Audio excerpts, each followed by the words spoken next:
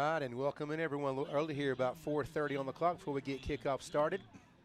We are here at beautiful Wildcat Stadium here in Angleton, Texas, about to start off with the national anthem. So we're going to let you guys listen to that before we get the broadcast started. So hang tight as we listen up.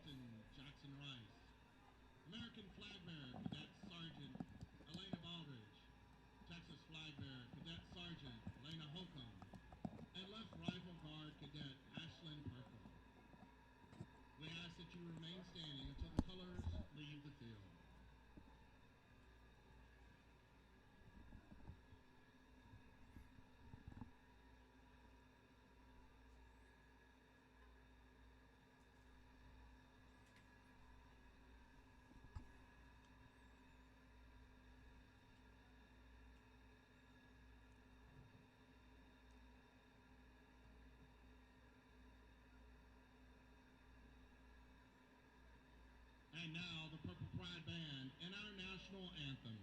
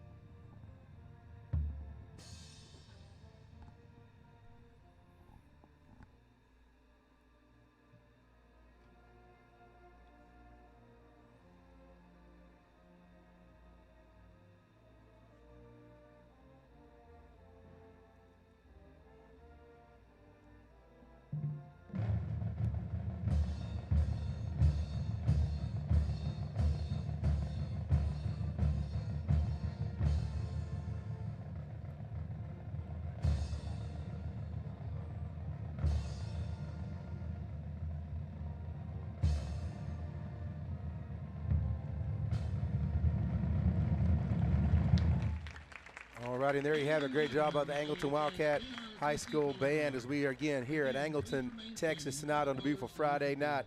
I am, of course, Coach Josh Fritz here in with you, and I've got my tag team partner, former Mustang, Jacob Rich. Jacob, good to have you tonight, buddy. Glad to be back. Yes, sir. Glad to have you back, Coach, here. Like you said, here, beautiful night here at Wildcat Stadium. Big challenge for the Mustangs here tonight Yes, in this sir. district game. Angleton coming into this game 5-0, 2-0 in district. They have outscored their opponents 326-52 to start the season. Yeah, wins of 68-7, 75-21, 59-14, 56-10, and 68-0. So Mustangs definitely have a big challenge here tonight, Coach. Yeah, they've been going out by the woodshed and whooping some people, aren't they? Yeah, they sure have. For sure. And quick shout out to Krista. We're so glad having her here, her first night here, her first time here in the booth with us, but she got us on the like lickety-split, didn't she, Jacob? Lickety-split, no problems. Yes, absolutely. Big shout out to her. Krista. Yeah, shout out to her and just that whole crew there at the MCS division. Altag does a great job with the kids there, working with them. They love the class, and they do a really nice job, so appreciate them. Without them, there is no us. I want to thank you guys for checking us out. So right now, Friendswood captains are going out to meet the Angleton captains.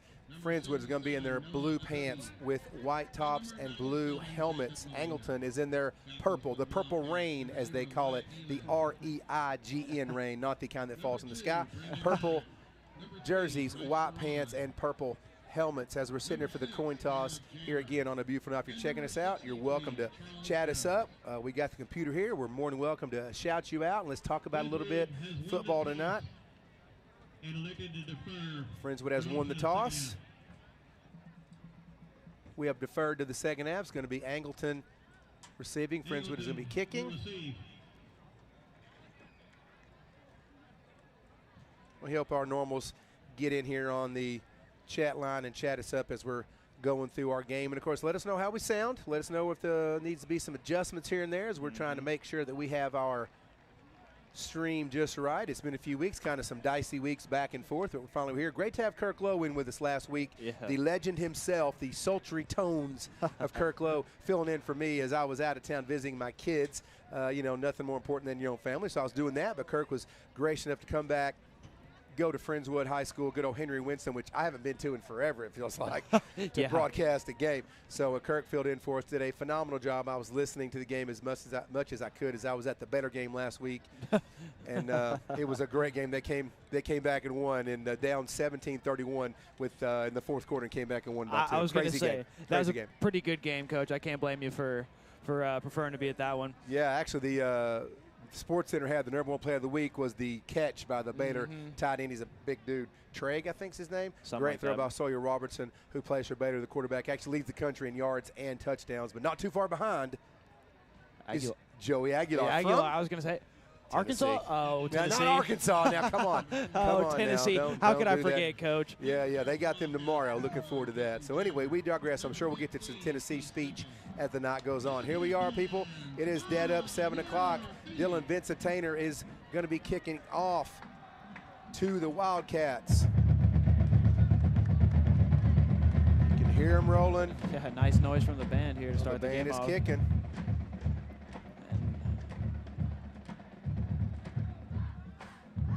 Waiting for the officials to say go. Vincent Tanner's looking to the side, waiting for them to get the official word. I'm not really sure what they're waiting on. Not sure what the holdup is here. We're still waiting on the signal from the referee to start the kickoff. Still waiting. All right, looks like now he's got the signal, checking with Okay. everyone.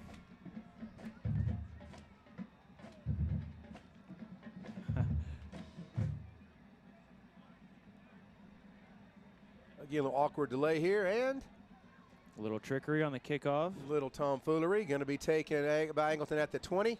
He's going to step out of bounds quickly at the 20.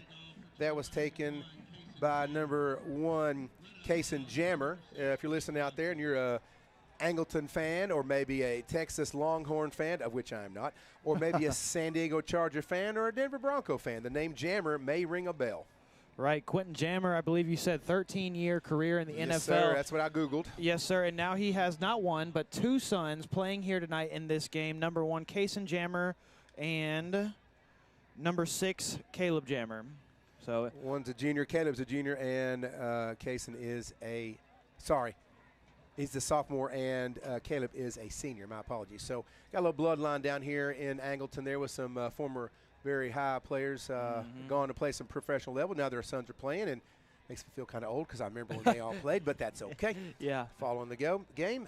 As we said, Friendswood in their blue caps, blue pants, white stripe, and white tops. Angleton in their purple. We're going to have purple at some point, either pants or in their jerseys, and they got the purple jerseys with the white pants.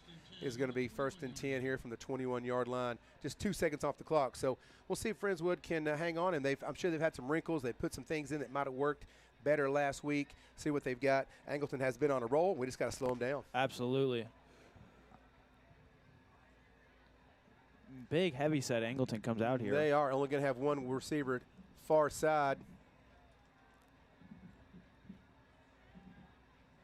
Hand off to 0. He's going to get dropped. No, he's not. Missed tackle, but now he's only going to get back to the line of scrimmage there, as Friendswood really read that well. Kreitz in there first, number 18, a Tulane commit, and that was a little run out there by number 0, Wyatt Nayland. Didn't really get much on the yardage, maybe a yard at most. Going to be 2nd and about 9. Again, a heavy package. Everybody's in on the line. One receiver on the near side. Get a little RPO, got pressure down there. The quarterback is going to be sacked by the Mustangs, taking him all the way back to the 9-yard line. That for the Mustangs is number 0 himself, Grant Martin. Great job there, Mr. Martin. Nice dial up there by Coach Griff, trying to work on the defensive pressure. Is now going to be 3rd, 18, something like that, give or take 20, 23. Third and about 20, yeah. Third about 23. Yeah, and Angleton just tried to dial up a quick play action right there, but several Mustangs got instant pressure and able to make the sack right there. So now they're going to go with 2 receivers on the near side, unless they – nope, yep, that's what we're going to do. And they have a single receiver set way up top, one running back off to the right, to the left of the quarterback. Pressure, going to throw that up top to the big, tall receiver. Going to have pressure. Oh, it looked like it might have been a little offensive PI, but it is not. Great coverage there. That looks like that was coverage by Rick Johnson, number 6. They were going up to 13 of Angleton. Wesley Jackson looks like giving up a little size advantage. Jackson looks like a taller kid, but Rick Johnson played that perfectly. Yeah, absolutely. It is going to really give Friendswood some nice field position here, as Charlie Moore, number 2, is really standing about the 45-yard line of Angleton. Yeah, I mean, you know, barring just a crazy boot on the punt here, yes. Number 2, Charlie Moore, he'll take this punt already inside of Friendswood territory. And not a very long punt right here. It goes out of bounds. Wow, about the 35-yard line. He shankopotamus that one, didn't he? Yeah, he sure looks did. like my 7-iron. Boy, he really shanked that one. That's going to be marked that. Where's the ref? He keeps walking down. Keep walking. Keep walking. Ooh, that's an even better spot than I thought. That is going to give Friendswood 1st and 10 from their Angleton 27-yard line. What great field position. Great field position for the Mustangs here on their first drive. Absolutely, and you know, Friendswood offense last game, especially in the second half, the passing offense really came alive. So I'd love to see them continue that momentum here against Angleton, Coach. Sounds good to me. All right, receivers double side, little motion, man. Trip Bateman now comes back to the left of Brister. Quick little handoff, going to try to break it outside. Really nothing doing. Gets a second effort and gets about 2 yards as he initially hit in the backfield. But Trip Bateman, who runs hard, those feet always are chugging, gets another extra yard there. Friendswood hurried to the line. Again, they got trips to the far side near receiver set. Little RPO, little sling out stick route right there. That's going to go right over the top to, that is Mr. Black. Nice catch there, Jackson, number 16 there. Going to get the Mustangs almost to the first down. It's going to be now 3rd and 1, which really opens the playbook when it's 3rd and short. Absolutely. Absolutely. You only need to gain 1 yard here. There's a whole lot that Friendswood could call right here. Looking at the sideline, getting the play. Ty Rudolph there is the H-back. Handoff to Bateman is going to get outside. Ooh. And no, he is not going to get it. He is going to get stopped. He actually may lose a yard, which he does, and take it back to the 20-yard line. Yeah, so that makes it about 4th and a long 3 here from the Angleton's own 20-yard line. Friendswood offense staying on the field. No surprise there. I got nothing wrong with that. I'm going to give it a shot, too. We got good field position. Let's see if we can get something here. Might even try a little freeze play, draw them off sides. They're anxious. Try to draw them off sides, and if the ball is snapped, I know they just ran that little stick, the little 5-yard completion, but I might look for that same pass to Jerami right here, who's all alone out wide. Grisher letting it fly. It's going to be caught by A.J. Johnson. First down, and they really can't get anywhere, and the ball flies out, but the forward progress had stopped. That's going to be a first down for the Mustangs. Nice little catch and pitch there from Brister to A.J., and that's going to give him a first down at the 15-yard line. And that was a really great, little 5-yard catch right there by A.J. Parker, and decent coverage by the Angleton defender. Great job making the catch right there. Get a handoff inside to Bateman. He's going to rumble and stumble and bumble down to about the 5-yard line there. Nice play call. Good blocking up front by the Friendswood front line. Getting the line quickly. Going to have, again, doubles receiver to the near side. Single receiver set up top. Looks like A.J. Parker up top. Black and Jerami here on the near side. Now Parker's going to kind of sneak in sniff in a little bit. Bateman's going to be to Brister's right. Hand off to Bateman, going to run and not get much on that again. That is a nice coverage there. Good break in by Angleton to get the stop there. That looked like number 32 of Angleton getting in there nice and quick. Brayton Rangel. Mustangs again getting the line as quick as they can. I'm sorry, Jacob. 2 receivers on the far side. Single receiver set. Jerami on the bottom. Brister looking at trying to get the play. 3rd and again, very, very short. Very short here. Man, it'd be huge if Friendswood could get on the board here. Oh, that would be a huge tone setter right here, Coach. Get on the board first after kicking off to Angleton.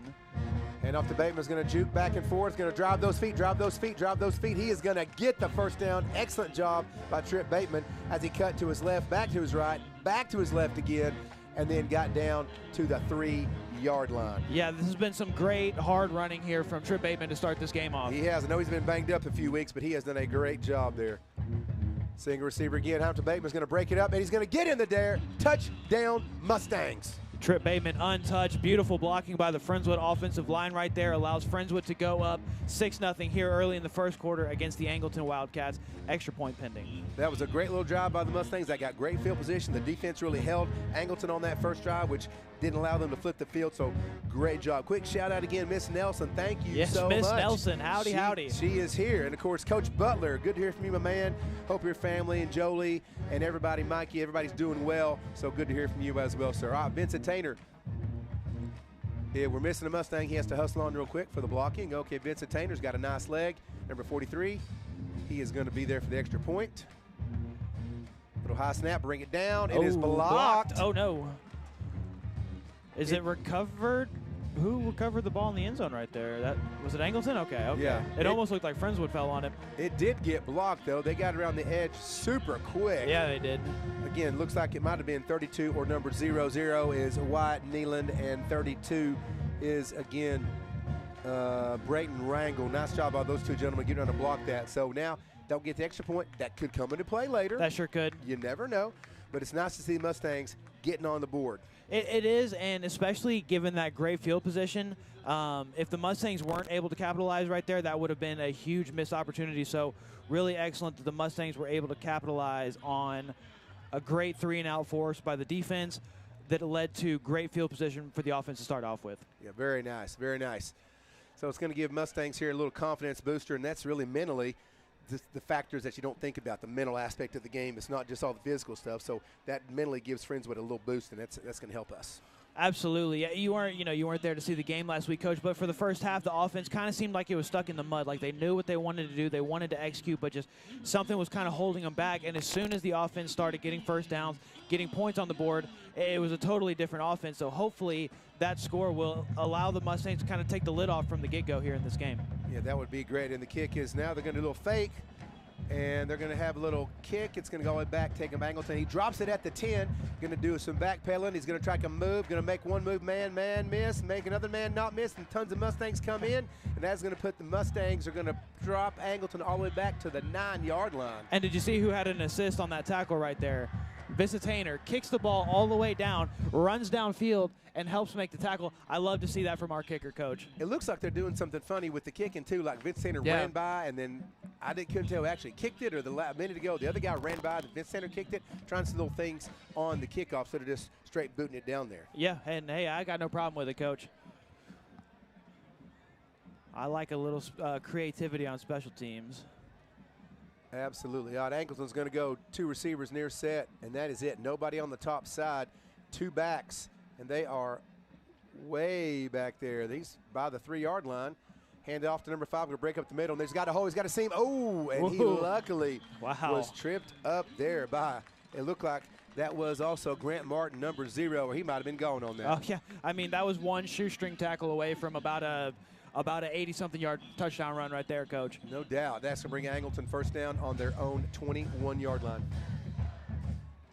Again, double receivers here on the near side. No one up top for the Wildcats. They got a little sniffer back, I guess, as Kirk used to call it, kind of like an H-back in, number 22, and the running back is offset to the left of the running back, to the quarterback. Handout to number 5. He's breaking 1 tackle, breaking 2. Going to get a couple more yards. That, again, was handed off to number 5. Jaden Moore, looks like a junior, I believe. He is a junior, yes, a junior running back. And as we mentioned, compared to the LaPorte roster, tons of juniors and seniors on this Wildcat roster. LaPorte, tons of sophomores and a freshman. Yeah. All right, Angleton again is going to have 2 receivers on the far side. Quarterback is back pressured. He's going to get smacked. Nice. That is Jacob Molina coming in with all those caps around him. Molina, number 97. What a great sack by him. He's had a great season, and he works hard. Good job, 9-7. Oh, yeah. Yeah, Molina, the unquestioned leader, I would say the heart of this defense. Great job by him getting pressure. I mean, just great job by the Mustangs front 7 here, really disrupting the run and the both dropbacks by the Wildcats have resulted in pressure and sacks by this Mustang D-line. Absolutely. It looks like they're bringing 3 down linemen. They're bringing those linebackers up. Friendswood maybe have changed the idea on some defense some that they hadn't been on film. They're bringing the pressure, as you said, Jacob. And they are bringing it. Pass up top. Got a man. Oh, overthrew him. Coverage was number 1, Austin Kane. Nice coverage. That was just a little too far of a pass by the Angleton quarterback. And now it is going to be 4th down. Going to be kicking from about their own 10.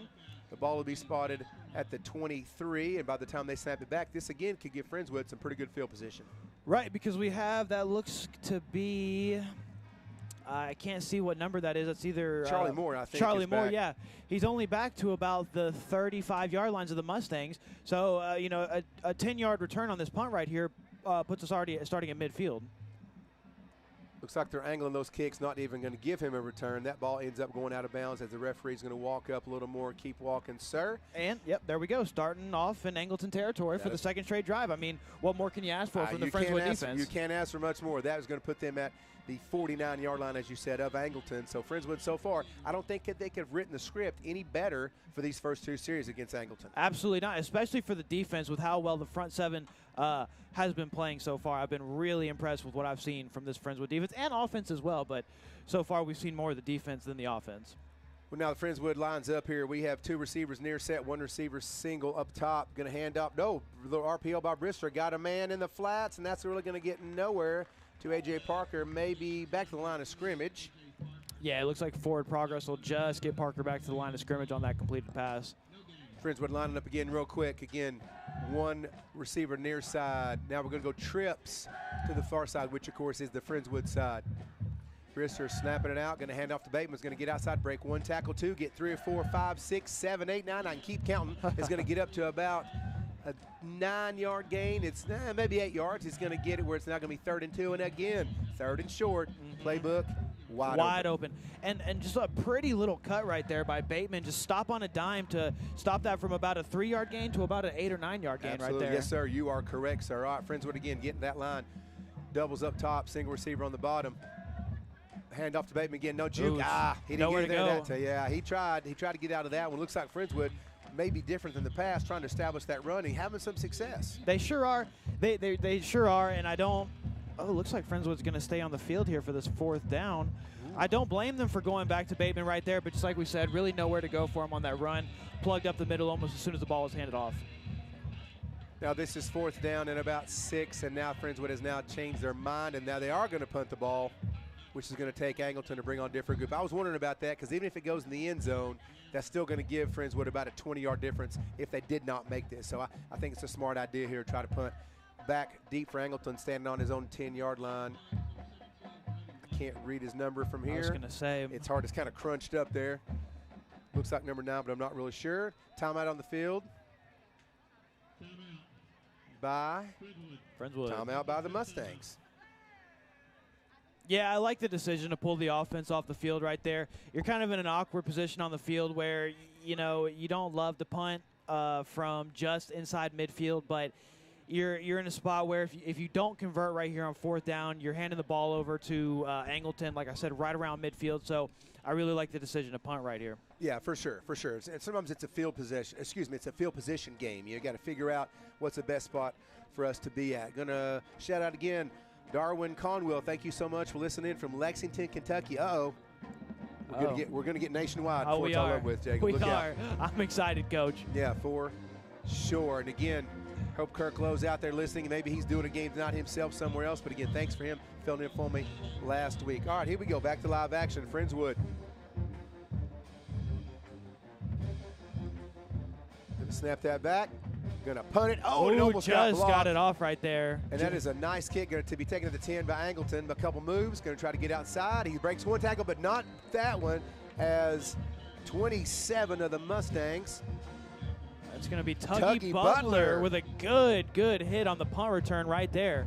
Nice job, Tuggy Butler. He not only catches passes, he can make a tackle. Yeah, he sure can. I mean, he put the stick to the Angleton returner right there. Yeah, great job. Good job by him. So getting some guys some playing time on those special teams, that's how you earn your stripes sometimes. You know, you got to get out there, get some of the special teams action. All right, now it's going to be 1st and 10 for the Wildcats. Again, their field position has been horrid for them this game. Let's keep it that way. Right. It's going to be on their own 17, 18-yard line. Right, you know, like we were talking about pregame, this is a high-powered offense, so as many disadvantages as we can give them, we're going to need them here tonight. Absolutely. They just have single receiver sets outside. That is a floater. Oh, that ball was in the air Ooh. so long. Boy, it Yeah, kind of scared me. Goodness gracious. And he really threw it from the near hash mark all the All way over. the That way was to only the going to other get side. about 3 yards, but he had to throw the ball about 30 to get it there. I was going to say that pass had about 35 yards of airtime for what would have been about a 6-yard completion. Yeah, for sure, for sure. Now it's going to be second down and still 10.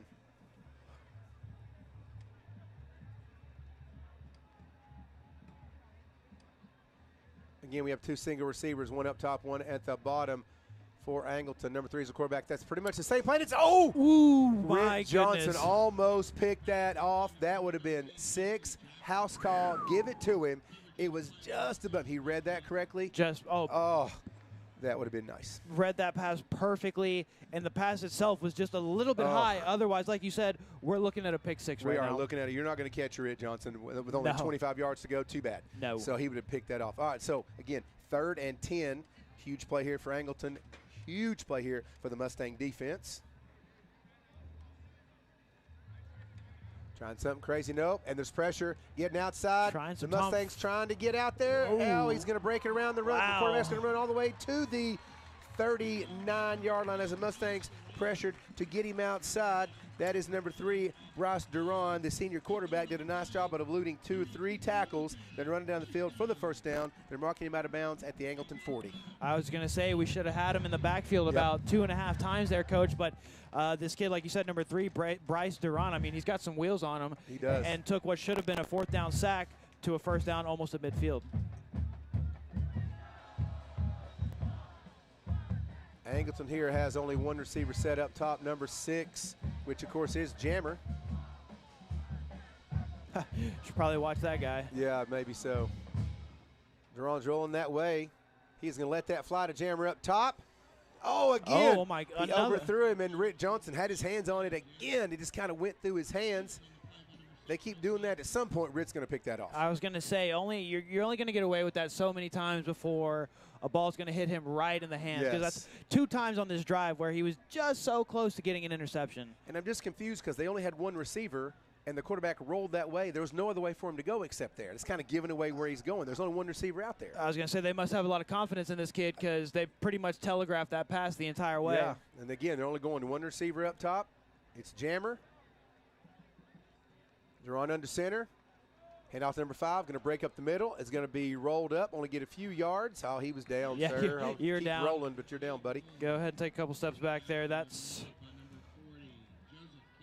Joey Campbell, my man, number 40 with the tackle on that one. Good job, Mr. Campbell.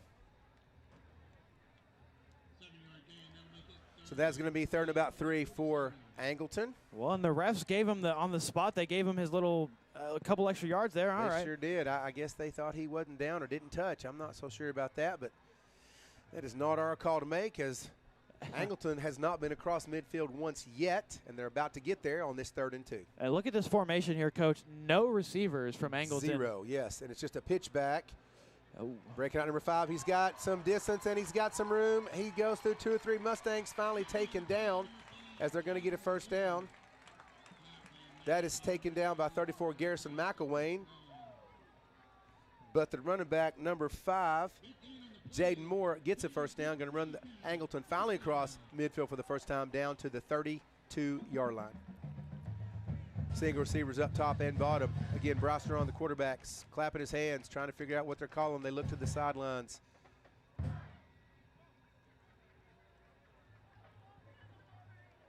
And that clock is just ticking away. This has been a pretty slow pace first quarter, it feels like, Coach. It has. A quick shot outside, and his helmet's taken off. That's going to be a penalty on Friendswood. That was a pass to 6, Caleb Jammer, the senior wide receiver, and as Austin Kane went to make the tackle, he ripped his helmet off by accident. It wasn't on purpose. Right. Jammer took a few more steps in bounds before he got pushed out of bounds, so there really isn't going to be a penalty. Did they throw one? I didn't see it. They threw a flag, but okay. Yeah. Are they going to throw that? Oh, he said he got his face mask. I didn't see the face mask because he had turned the other direction. I thought he hit him just up the shoulder blade, and got his shoulder pads and got it. So that's going to be 15 yards added to that play. That is an unfortunate event for the Mustang defense, who has played really, really well this first quarter. Yeah, they sure have. Yeah, I kind of saw the hand drag on the face mask, I didn't see it. Total accident. You try to make the tackle. Sometimes your hand just goes a little high, and unfortunately the ref saw that one right there.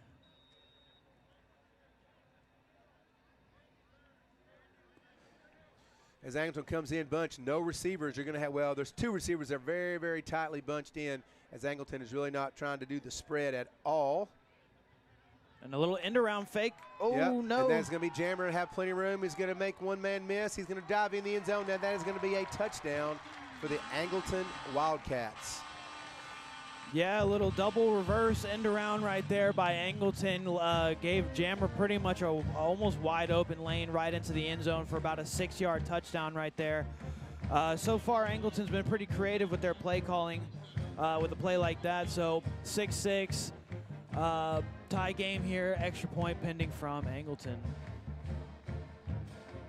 Like we mentioned, that missed extra point might come into play. You I was never going to know. say, I was just thinking that, Coach. And their kick is blocked. Wow, okay. It is taken up by the backup quarterback who throws it in the air, and it is picked off by the Mustangs by number 18, Kreitz, who gets out to about the 12-yard line. And if I'm not mistaken, didn't Friendswood score on a blocked extra point last week? We did. That was our only 2 points of the first half, as a matter of fact. That would have been nice to get those right here, wouldn't it? Yeah, it sure would have. I mean, just what a series of events right there. The kick is blocked. Holder, number 14, Kate Estrada, picks it up, starts running towards the sideline, kind of just throws the ball up as a last-ditch effort, picked off by Kreitz. Unfortunately, he wasn't able to cover the 100 yards to get it back, but great job by the Friendswood defense to kind of make up for that missed extra point by the Mustangs on their first touchdown. We mentioned earlier this is such a big, huge game for the Mustangs because you have Angleton, number 1 in the district at 2-0. Yep. Crosby, 2-0. LaPorte 2-0. Yeah. Friendswood lost to Crosby. Friendswood lost to LaPorte. I mean, so if we lose tonight, that's going to put us in a battle for that 4th place spot. We still got to play Kingwood Park, still got to play Pasadena, Fort Bend Kempner, so we still got some games to play, but it'd just be a massive, massive boost to the Friendswood chances if they were to pull this out tonight. The way they played right now, pretty even ball game. Friendswood's looking good. Right. You're absolutely right. And I mean, what a tough way for the cards to fall, I guess, that Friendswood just so happens to play, I mean, what looks to be the best 3 teams in the district thus far, 2 of which of those games are on the road to start off district play. Angleton's here going to kick this thing off. The crowd here is all decked out in purple and white. Nice crowd. Friendswood has a good crowd on the visiting side as well because it's a gorgeous night for some football. Got a couple guys back for the Mustangs. Looks like number 2, Charlie Moore, and 14, Jerami. They're going to pooch that. That's going to be taken by the Friendswood Mustangs at the 31. Going to break one tackle, get around another one. That is going to be number 21. And the Pilot just pushing. It's like Charlie Brown in a cloud of dust. Yeah, it is. But that was taken by number 21 of the Mustangs, Dax Berry, who was put into some running back duties last week. Yeah, he was. It looks like a late flag thrown. Looks like a face mask. Who's that going to be on? He's saying us. If I'm looking, if I can see his hands correctly through these binoculars, because, you know, I can't see that far by my own eyes. I'm wondering if I saw the call from the. It looked like, yep. Oh, but it was on the kicking team. Okay, so great field position yet again here for the Friendswood offense. Looks like the refs are going to march the ball down to about the Angleton. Let's see, still moving. Okay. So we will start off on the Angleton 41-yard line. 3rd straight drive. All 3 drives have started inside of Angleton territory. You can't complain. No, not at all. You can't complain about that at all. Again, thank you guys for checking us out and chatting us up here on the line. Hopefully we can have this exciting game here for you all. Now, man in motion is Ty Rudolph, comes back in as the H-back. Double receivers up top, single receiver in the bottom. Hand off to Bateman. Bateman's going to break. No, I'm sorry. That is Charlie Moore. My apologies. Who's going to get through one tackle, kind of slither his way there and get up to the 30, where they're marking it at. Oh, nice. The 34-yard line. So nice little run. It's going to be second and about 4. And I love Friendswood's commitment to the run game here tonight, Coach. They've been running the ball, and they've been running the ball well. They have been. Bristol's going to make a pass. Got a man. Oh, intercepted. That is intercepted. Oh, no. You're down. It's not the pro, buddy. You cannot get up and run. That pass is picked off, intercepted by the Angleton Wildcats, number 9, Caleb Sanders. He's a senior safety. Yeah, Brister's trying to throw the slant right there. Just didn't lead his receiver quite enough. Sanders in the perfect position to make the interception right there. So now it'll be Wildcat football on their own 23-yard line with 47 seconds left here in the first quarter. Again, Angleton going just that one receiver on the top side going against, looks like number 6, Rick Johnson. Bryce Duran, again, in at quarterback. The running back is Wyatt Nayland, number 0. He is just offset to the left of Duran. Duran's going to take the ball himself with a lead back, going to cut it up the middle, going to break one tackle, going to be taken down by number 7 of the Mustangs, Eamon Van Workum. Nice tackle by him, but he's already gotten about 15 yards by the time they get to him. Yep. Yep, and almost untouched too right there. I mean, just great run blocking by the Wildcat O-line right there. With 32 seconds on the clock and ticking here in this first quarter. It's been an exciting first quarter. Your Mustangs are tied with the Angleton Wildcats 6-6. Again, Angleton coming to that bunch set. No receivers set out at all. Everybody kind of crammed in there together. Yeah, might watch for that pitch that they used near the goal line earlier right here. That pitch or the end around. They've been very creative with what they run out of these formations. Really hard to guess. Duran sends a man in motion. That is an outside pitch. As you mentioned, the Jammer. Jammer's going to make one guy miss. He's going to get tripped up. He's going to roll all the way down. That is number 6, Jammer, going to roll down to the 49 of Friendswood. And that'll bring us to the end of the first quarter. Your Mustangs tied with the Angleton Wildcats 6-6 here in Wildcat Stadium. And again, if you are out and about tonight, have something other to do, just want to let you know you're missing a really nice night here. Very clear, beautiful night here in downtown Angleton. The stadium is nice.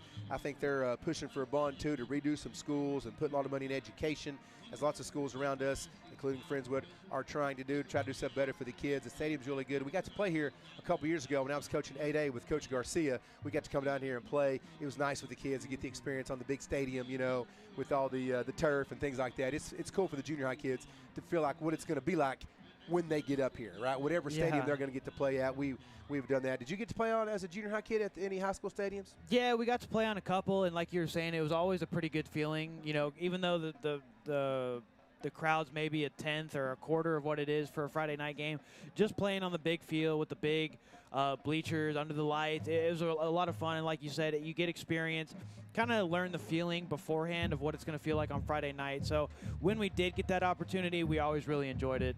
Getting to play like in a big, nice stadium like this for a junior high game or for even freshman or JV games, it was always a pretty good time. Yeah, it is a lot of fun. It is pretty cool for them to get to do that. All right, so it looks like here with the field has now been flipped. Since now the quarter's over, they're going the other direction. Again, starting up this second quarter. Angleton again has got one receiver on the top side and one little H-back. Rolling back, Duran, he's going to roll out. He's going to fire. Got a man. Oh, he misses one man, but catches another one. It looked like he went over number 3's head, and that call was made. Yeah, somehow he. Number 11. I thought he overthrew him. I was going to say, somehow he overthrew his initial target and actually completed the pass for more yards than he would have gotten completing it to the guy that he was looking for. That was to number 11, Jackson to Ashley. That was kind of weird. That was kind of weird. That was kind of overthrew one guy, and it went right to the other one. All right, so again, first down for the Wildcats. Just the start of the second quarter. Wildcats again have that one receiver. Now they got a man in motion. Number 13 is going across. Duran rolling out to his right. Going to throw that ball. Get that to Jammer. Jammer makes one guy miss. Cuts back. Makes two guys miss. Turn on the speed. He's at the 20, the 10, the 5. 4, 3, 2, 1. He's walking it in. Hate to say this, nice run after the catch by Jammer. That was slick. Yeah, I mean, he was smooth as silk right there, just kind of ducking and weaving through Mustangs defenders and even his own teammates right there. And got to give credit to where it was due. Great job by the Angleton Wildcats to kind of scheme Jammer wide open right there. They had the outside wide receiver kind of run like a smoke route to draw the safeties and corners back. Jammer's just kind of hanging out in the flats. Complete a little 5-yard pass to him, and he takes it all the way to the house. Yeah, just trying to basically get the ball to your skill guys. Yeah. He might have some skill, note to self. And the kick is up, and it's good. So your Angleton, not your, excuse me, I don't work for them. Yeah, I was gonna say. The Angleton Wildcats, my apologies, have now taken a quick lead, 13-6 on, again, got to give him credit, what was a very nice play there by Mr. Jammer. Yeah, it sure was. You hear the crowd. The crowd is kind of loud on this crowd mic, but we like having the extra background so you hear more than just us talking. Let's chat us up and let us know. Make sure we're sounding okay to everyone. Appreciate everybody checking in again on the feed and listening up on this gorgeous Friday night. Now, you know, Jacob, really, Mustangs shot themselves in the foot. It was an interception. Otherwise, they have been driving the whole game. The running game, as you mentioned earlier, has been going really well. The blocking up front looks better. So if they made some tweaks throughout the week, seems like that's working. I'm sure they watched some film. What can we exploit? What can we do? So they've done a nice job. Don't let that one interception kind of throw you for a loop. Right. Let's just keep playing. We had a good game plan. Let's just keep running with it. Yeah, no, you're absolutely right because, you know, just a comparison of halves from last week to this week, they're running the ball tremendously better. We haven't seen a lot of Brister passing in this game, but he looks more comfortable than he did in the first half of the game last week against Crosby. So, yeah, like you said, I hope that they don't let that one interception kind of bring it down. This offense has been playing really well so far. Hopefully they continue to do so. All right, the Wildcats going to kick off. Friendswood in the normal position. They are going to kick that one actually all the way back, and that is going to be taken by Charlie. The fake handoff to Jerome. Charlie Moore is going to cut up and get 25. Going to probably mark it down at the 26-yard line. Kind of a little fake there. End around to Jerome as just to kind of keep them on their toes. I like it. I like it too. Nothing too crazy, just I like it. So that's a nice job. Now it's going to be 1st and 10 for the Mustangs with 11-10 still going here in our second quarter. And despite the ball, you know, the ball's on the 25-yard line. This is by no means bad starting field position for an offense, but this is the worst starting field position that the Mustangs have had thus far in this game. Just give them a chance to get more yards, Yeah, there you go. All right, doubles on the near side. Single receiver set up top towards the Friendswood bench. Brister back there barking out the calls. Man in motion.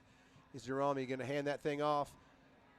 And honestly, our own lineman almost tripped up the running back. He got pushed back so quick, and it looked like the running back almost ran into him. That was kind of different, wasn't it? That sure was a little bit different, and another great job by, I believe that might have been Charlie Moore, to not lose yards on that play because he broke one tackle in the backfield before kind of running into his offensive line, like you said right there. So again, Mustangs now are in their doubles on each side. Charlie Moore is off to the left of Brister. Brister's going to fake the RPO, going to have some room, going to get hit as he throws it. And as Brister got hit, that ball kind of wobbled up just like a bad duck, and it flopped in the ground and landed on about the 50. Brister's kind of holding his arm because when you throw that and you get hit, it kind of puts your arm in a funky position, you know, and it kind of tweaks it a little bit. He is, of course, staying in the game, but it does kind of make your arm hurt a little bit. His Friendswood's coming right back at it. Yeah, and it's unfortunate that pass was short because the intended receiver, it looked like Angleton's cornerback was getting a little handsy, maybe pass interference territory, but because it was uncatchable, you know, the referee's not going to throw a flag on that. Mustangs looking at the sideline for the play. Doubles to the far side, and again, doubles here on this near side as well. Ty Rudolph and A.J. Parker here on the near side, and we're going to have a timeout. Timeout by the Mustangs. That's going to give Mustangs one more timeout here in this half, as it is 10:31 here in the second quarter. Again, appreciate everybody hanging with us, chatting us up. And Miss Kim, Emmylou, I'm going to say your name wrong, and I apologize. Charmaine? Miss Kim, I apologize. But thank you for listening up and saying go Friendswood. My apologies. Do the best. I'm from Tennessee. I do the best I can. It's going to say we'll let it slide because it's you, Coach. I know. And speaking of Tennessee, got a big game tomorrow against Arkansas. The, what do you call it before? The Rocky Top Report or something? The Rocky Top Report, yeah. We, you know, we had Georgia on the ropes, missed a field goal in regulation, had to go to overtime, lost that game. Yeah, that was a heartbreaker. I was going to text you after the game, but I was like, you know what? I'm just going to let him think about that one for a while. Sulk if I can. Okay, back to live action. Friendswood again, doubles on both sides. Brister barking it out. Backpedaling here. He's going to get sacked and hit. That ball is fumbled, or is they going to say incomplete? Brister didn't see him coming from the backside at all, as that brings up 4th down for the Mustangs. Brister looks like he was looking to his right, did not see the backside coming for the pressure of Angleton, and he is put down quickly. Yeah, and lucky that Brister's arm was in a throwing motion right there. Otherwise, number 2 of Angleton, Brendan Mack, would have essentially just walked into the end zone right there with a fumble recovery touchdown. So big disaster averted right there on that play. The Mustangs are going to punt there from their own 25-yard line. Essentially haven't gained any yards on those first 3 plays. Back deep for Angleton again. I just can't tell his number. It looks like jammer number 6. If that is right. I can't tell, but he's sitting at his 40. Friendswood. Kick is up. It's going to bounce once. He's going to let it go, and it's going to go out of bounds. Not a great kick. Going to probably mark it about the 49-yard line. They're putting it at the 50. Yeah, well, after watching that catch and run by Jammer on the last Angleton touchdown, I'm not all too surprised that they said, you know what, why don't we put him out here to return the punt and see what he can do. Yeah, and Friendswood says, not today, sir. We're gonna knock it somewhere else. Yeah, smartly punting the ball out of bounds right there, at just about the 50-yard line right there by Friendswood on the punt. So 1st and 10 Angleton from about exactly the 50-yard line.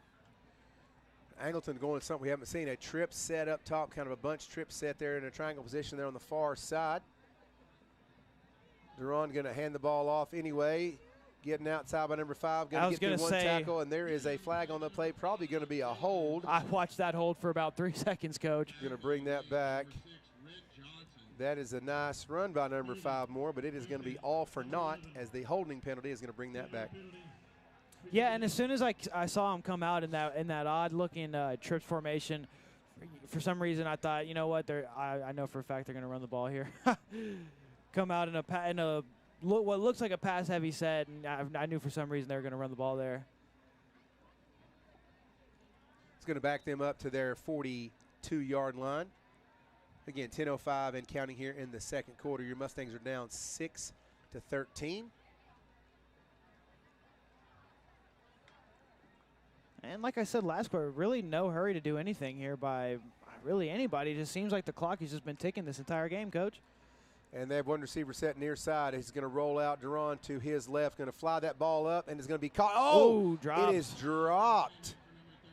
Oh, that was right in his hands, and he dropped it, number 13 of Angleton. Wesley Jackson, he is not happy about that. He knows he should have caught it, and I'm sure he'll get amends later. But Austin Kane, number 1, was in coverage. Nice coverage there. He just dropped it. Just dropped it. I mean, nothing else to say right there. Hit him right in the hands. It happens, in right? stride, yeah. We've all been there. Yeah, we sure have. We've all been there. That's okay. That happened to – couldn't happen to – it happened not to happen to us for a change, right? We'll take it. Yeah, right. But that happens all the time. That happens all the time. So it's part of the ball game. All right, again, they're going to a bunch set, one receiver near side. Duran under center, going to toss that thing back. Going to give it again to Moore, who's going to break one tackle, and not Jacob Molina, who's going to come from his nose guard spot. He makes a great play, but that is going to be gain of about 12 right there. Yeah, about 12 is going to take it to a third and about 8. I mean, after that penalty that took him back. I'm sorry, Jacob, go ahead. I was going to say, what a motor right there by Molina. Oh, yeah. He's lining up on the center. Molina makes the tackle from behind about 12 yards downfield. He does not give up, does he? No, I mean, I love to see that effort from your nose guard. And that's why Molina's the heart of this defense. What a play right there by him. He does a great job. So now, again, bunch set here. Going to have one man in motion. Again, number 13 is coming in motion. Going to be a quick out. That is getting it to Jammer again. That is going to be broken. One tackle and a leap over somebody else and going to get all the way down to the 35, 34-yard line. Again, they send that man in motion, Jacob, which you think you're throwing it to him. That, again, is number 13, Wesley Jackson. But when he clears out the DB, right, they throw that to Jammer, and Jammer's has got the skill to make something out of it. Oh, yeah. I mean, he just looked silky smooth. It looked like he was running about 80% speed right there, just kind of moving through defenders. Yeah, so no surprise that Angleton's running all these motions and schemes to just get Jammer open in the flats, get him the ball, and see what he can do. Double receivers on the near side towards Angleton's bench. Going to be a no RPO, going to fire over the middle to Jammer, who is wide open, makes the catch, makes one guy miss, cuts to the backside. He is going to walk that thing in. Easy touchdown there for Jammer. He has got some skill. He's got some skill, no doubt. Yep. And number 13, Wesley Jackson, I mean, about for the third time in a row, they just use him as a decoy, kind of send him on like a little, almost like a post or a smoke. Meanwhile, Jammer's kind of hiding behind, still kind of near the line of scrimmage, just get the ball right to him, and he goes and scores a 35-yard touchdown. For sure. I see him over there just kind of, now like you said, it didn't look like he's running even 100%. Yeah. Angleton now gets this one. Their kick is down, and their kick is up. That is number 47, Peter Wastowski. Wastowski. I asked the PA guy. Yeah. Hopefully I got that right, Peter. And it's not easy to say for sure, but that kick is up and good. That's going to take the lead now, 20-6, Angleton. Yeah, and if I'm, Coach Griff right here, I'm telling my defense, just take your eyes off number 13. Obviously, they want to get the ball to number 6, Jammer. Obviously, I don't want to give up just easy, wide-open throws, but I almost want to tell them, beat me with number 13, not with number 6. Right, yeah, absolutely, for sure, for sure. Just a little note here. I got a message, and I looked over there from Coach Butler. Looks like Noah Beebe, number 77, is not playing tonight. He is over there in his jersey talking to Brister, but he is not in the game. And I did not notice that. It's just hard to see them all when they're all crammed together. But thank you for letting me know that, Coach. And, of course, I looked over there with my binoculars, and you are correct, sir. For some reason, so Beebe is not playing tonight. We don't know the reason. That's not on the – we don't get the injury reports like Troy Aikman and, Joe Buck do, but that's okay. Yep. That is all right. 8:17 here in this second quarter. The lead has been extended by the Wildcats to 14. Back deep for the Mustangs. Charlie Moore and again Jerome, number 14. The kick is going to go back to Charlie Moore. Is going to take it himself. No tomfoolery that time. Going to try to break a couple tackles. Going to get up to about the 22-yard line.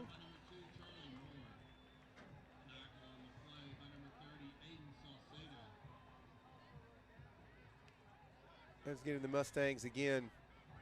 1st and 10 at their own 22-yard line. 8:10 to go here in this second quarter. Mustangs trotting back on the field here. Yeah, and I'd like to see him just kind of settle in, keep doing what they're doing, and maybe even try to get Brister going a little more, because in the second half they were really letting him load up and fire it, and he was making a lot of good throws downfield. Ty Rudolph in motion. Doubles to the near side. Got a man in the flats. Bristol's going to throw. He is hit again.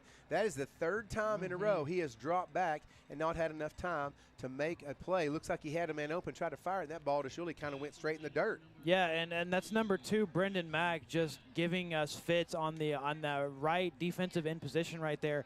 Like you said, he's pretty much put the pressure on Brister for the last 3 plays that led to the bad throws, and I think to the interception as well. Bristol going to call it out, hand off to Bateman's going to get outside, get 1, 2, 3, going to get a couple yards there. Nice job by Trip Bateman getting outside and just making the most with his feet. It's going to give Mustangs 3rd and about 6. 3rd and about, no, they moved it up, 3rd and about 4. I was going to say, that looks like a long about 4 yards right there for the Mustangs. Kind of a heavy for it, doesn't it? Near side, double receiver, single set up top. Angle looks like they're coming. They are not. They keep. Linebackers have jumped and backed up. D-line jumped and backed up. Yeah. It looks like Brister looking to the sideline to make sure the play call here.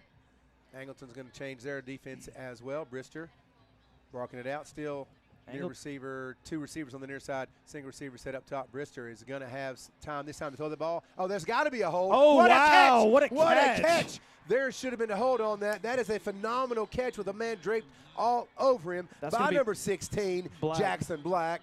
My goodness, they didn't throw the flag at all. It's like he was hanging on to his jersey, and Jackson Black says, hang on to what you want to, son. I will still make this catch. I was going to say, I mean, that had penalty written all over it. They didn't even call it. Mustangs get to the line quickly. First down for the Mustangs here inside the 36-yard line. Handoff to Bateman. He's going to break it up and get back to the line of scrimmage with 4 progress. Mustangs try to do some tomfoolery real quick and get up there, but what a phenomenal catch by Jackson Black. What a phenomenal catch. Yeah, I mean, just side-saddle with his defender. Perfect throw by Brister. Yes. Great catch by Black to move the sticks. Much needed first down here for the Friendswood Mustangs. Big confidence builder, just mentally getting them ready. Near side doubles, receiver, top side receiver, single set. Again, running back everybody off. Everybody jumps. Now there's somebody moving that time. That is going to actually touch the line. Angleton's getting jumpy. The Mustang offense figures that out real quick, does a little quick snap, or quick clap, I should say. And Angleton, oh, they're not discussing it. Surely not anybody moved on the Mustang side. Come on. I mean, the whole Angleton defensive line. Come on, ref. Don't do it to us. Talk to me, Bruce. No, he's facing the wrong way. No. Oh, my goodness. They're calling a false start on the Mustangs. Now, I couldn't see it from where I am, but I don't know about that. The whole Angleton defensive line was in the neutral zone right there. I don't know about that. Well, that's going to back the Mustangs up 5. Second and 15. Oh, my goodness. Yeah, I can't believe that call right there. All right. Yeah, I'm not sure about that one. 2nd and 15, like you said, Coach. I can't get over that. But I'm a little biased, but that's okay. All right, again, doubles receiver on the near side, single receiver set on the Friendswood side. Going to hand that off to Bateman again. Nice block out there by Rudolph. Bateman's going to get back to the original line of scrimmage at, again, about the 36-yard line. Going to gain those yards back. And that's great and all, but it's going to be third down. Yeah, you're looking at about 3rd and 9, 3rd and 10 here. Again, great job by Bateman and good cuts on that run right there to pick up about 5 yards. But, yeah, you're looking at 3rd and long here from about the 36-yard line. Going to go trips on the near side. Friendswood far side is going to have a single receiver set. Bateman's off to the right of Brister. Brister clapping and barking it out. Not going yet, looking at the sidelines. Bateman switches sides to his left.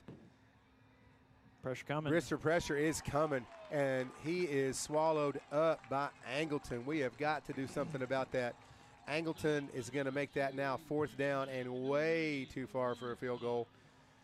No choice here, but the Mustangs have to punt. Yeah, and you hate punting from here. You're inside Angleton territory, but way too far of a down and distance to go right here. Almost about 4th and 20 yards after a big sack right there by number 90, Kawarren Scott. Yeah, Angleton's bringing the pressure, bringing the heat, and they got one extra guy that we just can't block. We're having a hard time blocking one of the two. Angleton has only one. Nope, they're bringing 2 guys back. No, 1 guy back to receive. And I bet that's Jammer. Maybe. Punt up by Friendswood. He's going to be taken at the 15. He's going to try to get outside, and he does. That has got to be a block in the back. They did not call. He's going to get outside. He's at the 30, the 35, the 40, the 45, the 50. One man to push him out of bounds. Friendswood gets mauled in the back at the 20. It seems to me right in front of the official. Coach Johnson is actually saying, hello, open your eyes. I don't blame him. Well, yeah, that's 2 pretty big penalties now missed by. They missed it. That's, in our opinion, a bad. Well, we're biased. Yeah. But okay. Coach Johnson didn't like it either, so I agree with you, Coach. Definitely not something I like to see. It looked like the Mustang defender got pushed right in the back within 10 yards of the official, and he just kind of stared at him. Well, that's going to, neither here nor there, it's going to put the Mustangs all the way back into their own territory with the Angleton Wildcats on the 46-yard line. Yeah, I mean, to be honest, Coach, I kind of stopped watching the return right there. I thought for sure we were going to see a flag on that play. Me too. All right, Angleton's moving all around, trying to get everything going. Now they settle up. Going to be pitch outside. That's a hold. Oh, my goodness, ref. Come on, you've got to see that. They did not, and that was, again, 0.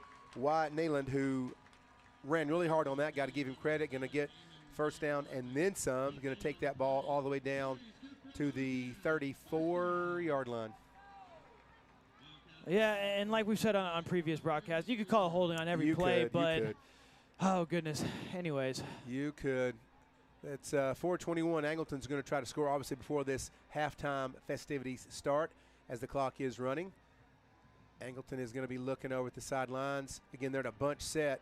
Duran's going to send a man in motion, going to hand off to that man, which is Jammer. Jammer's going to get outside and break one, and now he's not going to break the second one as he's going to be brought down by number 6, which, of course, is Ritt Johnson. This clock has just been ticking, Coach. I feel like every time I look up, this clock is running. Yeah, it's going – we know when you're doing well, it's going slow. When you get down, it goes fast, doesn't it? Yeah, no kidding. No kidding. And it doesn't help that, Angleton's pretty lax on the play call, kind of get the call from the sideline. And I love that they go under center. I like when I see when teams do that. That is old school for sure. So we got one receiver on the near side. A bunch set again, man in motion is 13. Pitch all the way back again to Nayland. Nayland's going to cut back, run through 2, 3, try to get a couple yards there as the Mustangs kind of ball him up. It is going to be, they're going to give him the first down. I thought he was close. They're going to give it to him. He's going to move the sticks, move the chains, stop the clock for just a second until they wind it again. Some of the junior high officials need to learn that rule. Not that I'm bitter, I'm just saying. And they wind the clock, 3:15, first down for the Wildcats. And it looks like we've got an injured Mustang down on the field now. Timeout is on the field, injury timeout by the Mustangs. Could be a cramp, could be a strain. Who knows exactly what it is. Yeah, based on the timing on that, all the defense kind of huddled up, and then the injury set in. So I'm thinking it's maybe just a cramp or something like that. Hopefully nothing serious. We shall see how that plays out. Again, 3:11 here in the second quarter. Your Mustangs are down 6-20. Have played really well, just had one interception. Kind of stopped and stifled a drive, but it haven't played bad. to be honest. And, you know, the way that Angleton has been scoring, you know, 68 points and 39 points, it's kind of indicative of their season. Mustangs doing a pretty good job, if you ask me. Absolutely. I agree 100%, Coach. And the Mustang is up on his own power, walking across the field. That's always a good sign as the defense now just replaces him and comes back in. Next man up mentality.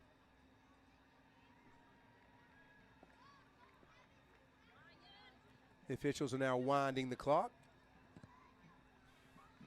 Officials winding it. They finally start the clock. Okay. Again, one single receiver on the far side. Angleton's going to pitch that back all the way in the backfield, very, very far in the backfield. That is number 22. Wow. Not the greatest tackling there by the Mustangs. We should have had him much shorter than that. And that is number 22 of Angleton. That's going to be Trayvon Waddy.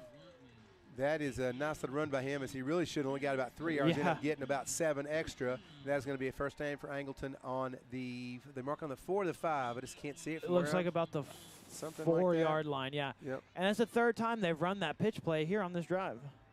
Friendswood's really been unable to stop it. Angleton, there's not a man within 5 feet off the ball. Everybody's right crammed in there. They have 3 running backs in the backfield. Obviously, one of them is going to be a battering ram. Yeah. 34 looks like my pick. They're going to hand that ball off to Nayland, and he is going to drive, and he does, and drives that ball in. That is just strength on strength, power on power. Kept his legs going, and that is going to be an Angleton touchdown. Yeah, and they alternate between these running backs almost indiscriminately, Coach. One goes to Nayland. Let me see here. Another one goes to Waddy. All of them are making plays, and it's great blocking up front by this offensive line. Yeah, they have done a good job as number 47 again. Peter Ostowski back for the kick.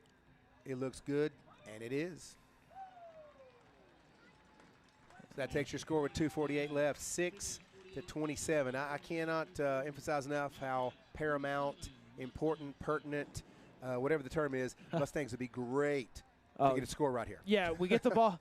We get the ball at half. Exactly, and we get the ball back. So we score here and get the ball back.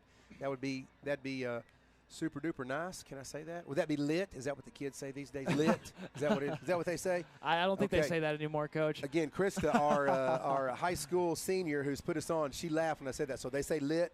Krista, is that okay? They say lit. They still say it? Okay. Say, that'd be perf. That'd be perf. That's what my daughter says. Perf. Perf. Perf for perfect. You know, lit. Yeah. And I don't know all the terms and you know, like kids days. I'll say something. All right, bet. I don't know what that means, but they say it. Bet. Bet me what? Bet I'm taller than you.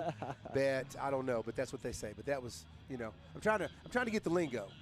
Trying to get hip, Coach. I'm an old man, but I'm 54, but I'm trying to get in the lingo. So I'm, you know. Hey, you know, it's never too late. Yeah, I'm doing the best I can. We said just crazy things. I'm not sure what I can even think of stuff I said in the 80s, but I don't remember those things, and there's probably reasons. We'll move on. Okay. So, again, Angleton here, 2:48. Angleton kicking the ball off to the Mustangs. Going to get that high and deep all the way back. Going to be taken by Charlie Moore at about the 10. Going to break it out to the 20. Going to get hit and rolled around a little bit. Going to be taken down at the 21, 22-yard line. Pretty much the last 3 possessions, the Mustangs have had kind of that same field position, give or take, after having the other 3 possessions, really quality field position in the first quarter. No, you're absolutely right, Coach. I mean, in all honesty, every drive the Mustangs offense starting field position has just slowly kind of moved backwards. First drive started on about the 25-yard line. Then we started on about the 35, then about midfield, then the 25. Now the last 2 drives we started on around the 23, 24-yard line. Mustangs come out again in trips to the near side. Single receiver set up top. I might go to the top for the heck of it. Just throw one at him. But they hand off to Bateman, try to go outside. He gets a couple tough yards. Again, Bateman just runs hard. He really does. I don't care if he gets 1 yard or 2 yards. He runs hard. A helmet comes off, and after the helmet comes off, head official throws a flag. Was there surely not a face mask. Okay. Okay. We'll take that. We will take that. Automatic first down for the Mustangs. Okay. Only lost about 8 or 9 seconds on that play with the clock running, and now it is stopped on the penalty. That's nice. Yeah. Yeah, I did see that helmet flying off. I apologize. I saw the helmet flying off. Wasn't sure what was happening. No, I saw that, and I thought to myself, yeah, surely that's going to be a flag. But like you were talking about with the clock, Mustangs obviously need to score here, but we can't leave time on the clock for the Wildcats to come in and erase that score if we get in before halftime. For sure. Mustangs here are going Ken Rudolph is now going in motion again, kind of being the H-back. We've got 2 receivers, one up top. I'm going to hand that off to Charlie Moore, who's going to drive and get 2 or 3 yards. They're going to get a couple. You know, defensively, I'm seeing real quick, Jacob, you tell me, on the Wildcats, that play, they didn't have anybody over the top. So look like if the Mustangs could have broken one, right, they wouldn't have over the top for help, as one of the Angleton Wildcats is injured. They're kind of limping a little bit. No, you're absolutely right. There was no safety over the top, some sort of cover 0 right there. Yeah. And like you said, you know, 1 or 2 broken tackles away from just ripping one straight down the middle. Or what I'd also wouldn't mind seeing is getting the passing game getting the passing game going a little bit and attacking that same thing you were just talking about. No safety help over the middle. If we can just block for Brister just a little bit, we can get a man wide open, deep over the middle with this defense that the Angleton's been running. And, of course, to get those guys open there that deep, we've got to have some good coverage for Brister. I mean, some good protection for Brister. You know, I'm not opposed to a triple reverse Lindy halfback option pass. Right. I'm just throwing that out there. I don't even know what that means. I just said it out loud. So here we go. It sounded like a good play. It sounded like one, yeah. Try something tonight. If you're ready for the triple Lindy, you're ready for anything. I don't think they're ready for the triple Lindy, but I don't even sure what it is. So that might even be the wrong play for all I'm thinking of. All right, here we go. Back to live action. Mustangs again. I'm glad I'm here to entertain you, Jacob. The Mustangs have double receivers on the near side, single receiver set up top. Again, H-back. Looks like it's Rudolph. Can be handed off up the middle. Nice little run by Charlie Moore. Going to get about 8 or 9 yards. Not quite to the first down. They are going to give him the first down. Nice run. Nice blocking up front. Charlie Moore. Nice little hard run. Mustangs get to the line quickly. Double receivers. Brister surveying it. Charlie Moore's off to his left. Timeout by the Wildcats of Angleton. They're probably thinking, wait a second, let's not get too froggy here. Let's see what we can do. It is now, the board says they have, there it is. Yeah, okay, there we go. All right, I was going to say. Because I guess the last one was an injury timeout, but Mustangs have 1 timeout. Angleton has 2. Again, 1:37 here in the second quarter. Appreciate you guys hanging on with us as we are broadcasting here from a beautiful night. Nice little drive down the street, down 35, not too far. It was a nice drive, Coach. Nice little drive, little conversation. Me and you and Coach McKeel, the statistician extraordinaire who is in the booth next to us, taking care of the stats, using his mathematical prowess. Yeah. You like those words, mathematical prowess? Wow. I got a smile out of Krista again. I'm a wordsmith. You know, I can do all kinds no, of I things. was kind of standing here in awe of the way that you just construct sentences so cleverly, Coach. I mean, it's almost as if I'm not from Tennessee, but unfortunately I am. If I didn't know you, I would never guess. Yeah. Speaking of Tennessee, you know, when we went to overtime against Mississippi State, Deshaun Bishop, who ran the touchdown in to win the game for Tennessee, went to my high school. Boom, roasted. There you go. Wow. Little piece of useless knowledge. Back to live action. Friendswood, again, doubles receiver on the far side, near receiver single set. Brister looking to the sidelines, running back off to his right. Angleton has 4 down linemen, maybe bringing a linebacker. Brister drops back. Oh, he gets pressure, but he lets it go real quick. Is going to get a catch by Jackson Black. Is going to get to about the 41 and a half yard line. Nice catch by Jackson Black. It's going to be second down and about a long 2 or 3. Clock is ticking at 1:20. Nice play. The Friendswood Mustangs needed that. Any score would be great. Field goal or touchdown. Touchdown preferred, but obviously we'll take a score that we can get. Mustangs, 1 timeout, and the clock is ticking to 1:10. And I might take a shot right here on 2nd and short if I am Coach Johnson. Let's see. Brister hands it off to Bateman. Bateman breaks 1 tackle, doesn't quite get up to the line. I think he's going to get about a yard on that, yeah. like half a yard maybe. That'll make it a long 3rd and 1. And that clock is still running there at 50 seconds.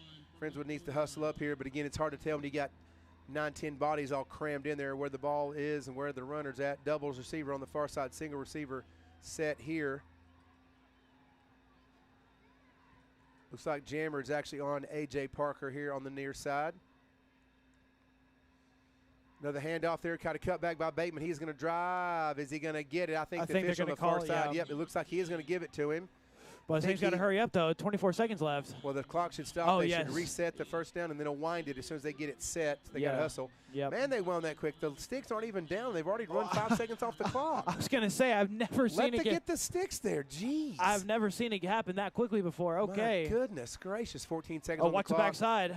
Brister going to fire that ball. That's going to go up top. Ooh, almost just barely outside of the reach of Jerami right there on the sideline. That would have been a huge catch. He had to step up a little bit. Nice job of him stepping up in the pocket. I'm still mad about those 5 seconds we lost. Yeah, no kidding. Now there's 9 seconds on the clock. It is second down here in this second quarter. Yeah, and I mean, those 5 seconds we lost right there makes a huge difference, Coach. It does make a big difference. All right, receivers on the doubles. Excuse me, the receivers are double set on the far side. Single receiver, A.J. Parker here on the near side. Jammer, they're playing off of him. They're looking like a little sky is what it might look like. Yeah. Brister's going to go back. He's going to let one fly up top. That is overthrown. I was going to say they're pretty much in prevent defense right there on about the 35-yard line. Parker was there, but the ball was overthrown by about 7, 8 yards, Yeah. way too far. All right, 2 seconds on the clock, 27-6. Mustangs do get the ball back at the start of the second half, but it would be like totally cool here to get a touchdown. Is that another totally cool, bro? That's 80s. I was going to say I think y'all came up with that. Yeah, that'd be gnarly, bro. Is that another? I think that's y'all. That'd be rad. Is rad another? Rad. I think y'all said that I think too. we said that too. Yeah. Yeah. Well, just 80s. It's just the way it is. All right, so timeout by the Wildcats, trying to figure out what they're doing defensively here as you and I just keep going on talking about things we used to say and my stupid vocabulary. So I'll move on. SAT score is not my favorite thing. All right, anyway, so as we're sitting here on again, a gorgeous Friday night, got a nice crowd of Mustang family and friends over there. The faithful have traveled down 35. Angleton, nice crowd. Yeah. Angleton have done a great job. The band's here kind of in front of us, kicking like chicken. Again, Crystal here taking care, Krista, excuse me, here taking care of us here on this Friday night, trying to work this stuff out. Hope you guys are enjoying the show here as we're trying to make it entertaining and delightful. You like that word? I love it. I think we're making it pretty delightful, Coach. That's the exact word I had in my mind. I'm running out of, I need a thesaurus. I'm running out of words. Thesaurus. Yeah. Need Webster's dictionary. Okay, here we go. This is going to be the final play of the half. 2 seconds on the clock. Angleton, 3 down linemen. Everyone else is back in the end zone. Trips to the far side, single receiver set here by the Mustangs. This is a throw to the end zone. Why throw it anywhere else? Right? Yeah, here's where something like a hook and ladder would would be. be. Step up. Brister's going to roll out to his left. He's going to, no, he's not going to let it fly yet. He hadn't had time. Rolling out again, running around like crazy. Oh, The ball no. falls out of Brister's hands. Just jump on it. It's picked up by the lineman. Is that Buckholtz, number 55? I don't really know. Brister did not have much of a chance to let it fly. The ball fell on it. Just jump on those things. Man alive, don't do anything crazy. That was actually 78 of the Mustang O-line, Logan Buckholtz, who jumped on that thing. No offense, it scares me when the linemen carry the ball. You and me both. It just scares me. Well, that is going to take us to halftime. Your Mustangs are down 6-27 to the Angleton Wildcats. We're going to take a little break here at halftime. I hope you guys stay with us and look forward to getting you back here for the second half. Stay with us.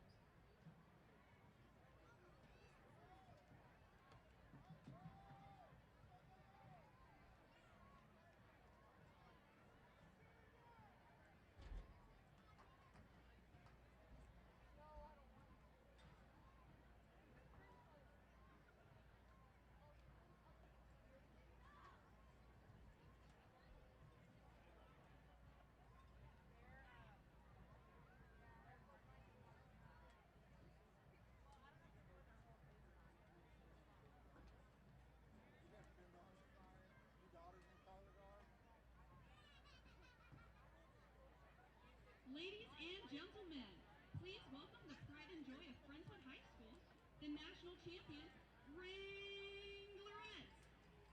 The We want to thank our legacy sponsors, Laminac, Turtle, and Martinez Law Firm, Momentum Chevrolet, and Vince and Allen Stanfield with Stanfield Properties. This year's dance officers are Deputy Ava Kate Harrison, Deputy Brooke Hawkins, Deputy Meredith Mills, Deputy Maren Wilbur, Marshal Catherine Hebert, and Grand Marshal Logan Stanfield. This year's social officers are President Kaylee Dibble, Vice President Avery Fitzgerald, Historian Addison Carter, Historian Dianara Ruiz, Philanthropy Chair Mia Dearman, Social Media Coordinator Aubrey Moreno, and New Member Coordinator Mary Hudson Downey. This week's Wranglerette of the Week is Brennan Stanfield and Spirit Girl Madeline Mills. Tonight the Wranglerettes will entertain you with their exciting pop routine. Ladies and gentlemen, the Wranglerettes! Are you ready, Boo?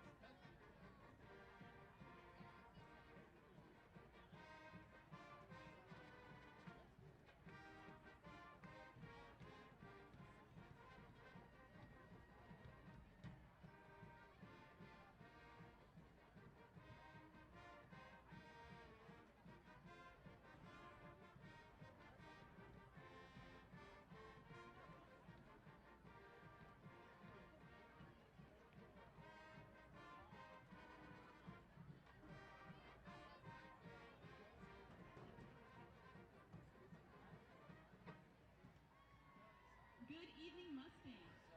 Tonight, the Friendswood Mustang Band will perform their 2025 production, Bullen. The band members of the week are freshman Timothy Villeman, brass Kennedy Huffman, woodwind Lila Ruffin, percussion Harrison Kobza, color guard Genevieve Bernard. The leader of the week is Keon Gwynn. Spirit Marcher of the Week is Charles Vargas, and the section of the week is the Tubas. The band would like to thank our diamond sponsors, Stanfield Properties, Hometown Bank, and Southland Title.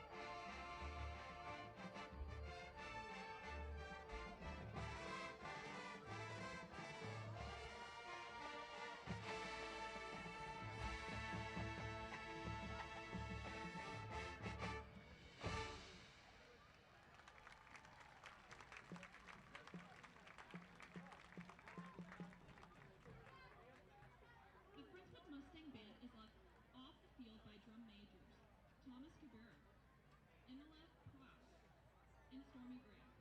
The Mustang Marching Band directors are Macy Meyer, William Fee, Garrett Harrison, Jeremiah Salisbury, and Stephanie Chavez. The students and staff of the Mustang Band would like to thank Thad Ward, Mark Raffon, FISD administration, and our amazing Parent Booster Club for their continued support to make all classes.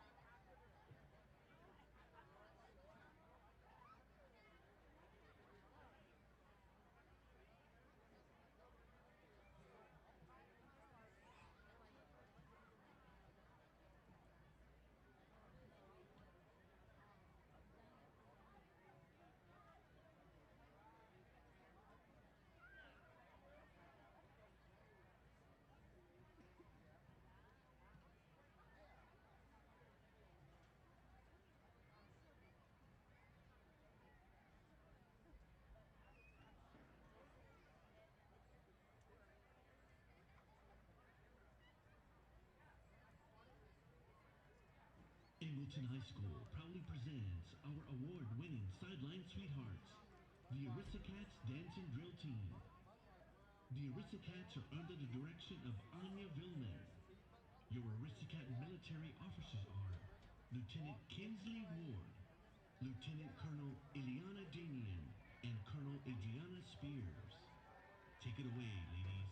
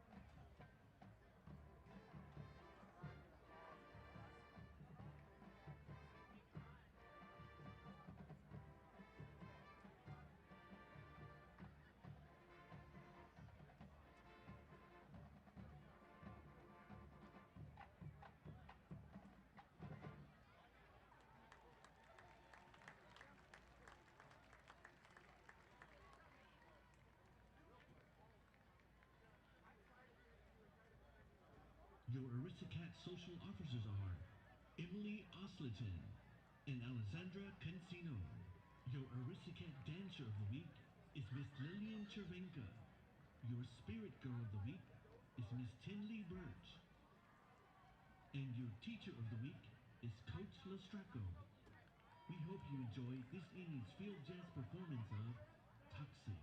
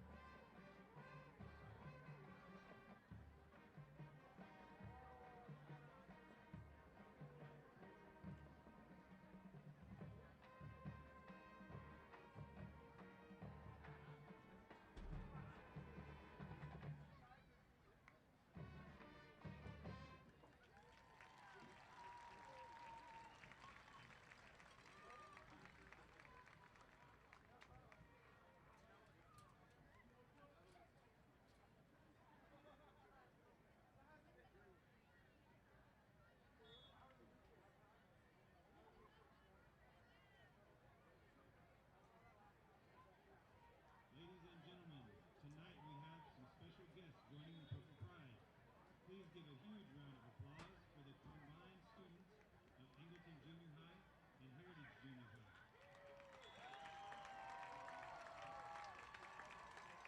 Angleton Junior High is under the direction of Jimmy Frazier with assistance from Rafael Morales. Heritage Junior High is under the direction of Aaron Porter with the assistance of Kieran Pointer. Tonight, the Angleton ISD bands will be performing Shout It Out.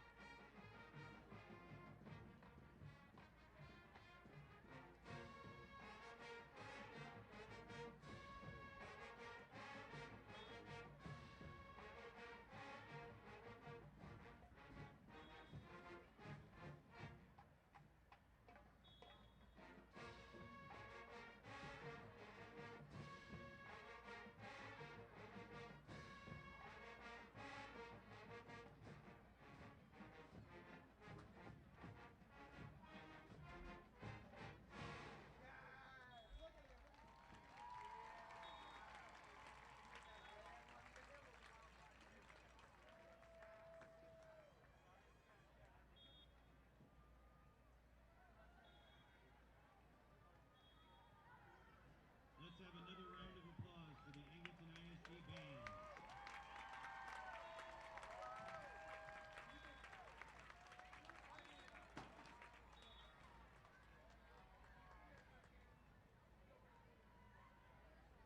Now taking the field is the Angleton High School Purple Pride.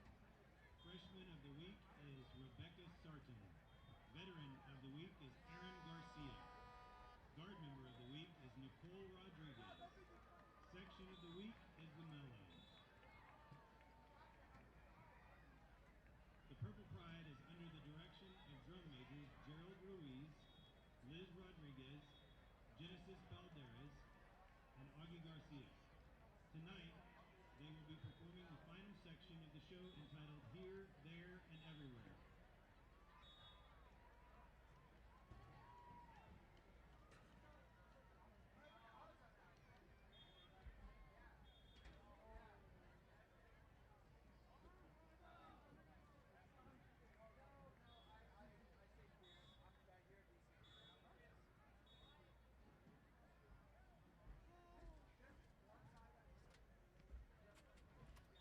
Give me some stats.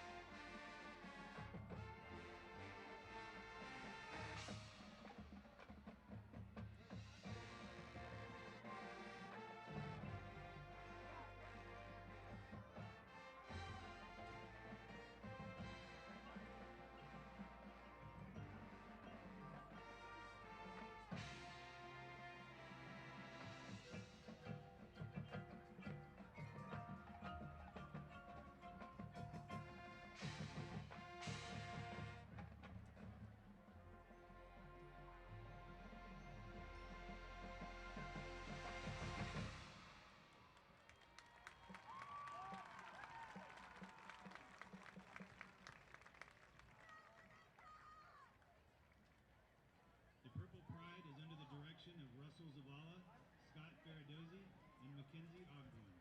Yesterday afternoon, the Purple Pride performed at the UIL marching contest, receiving straight ones, advancing them to the UIL area competition on November 1st.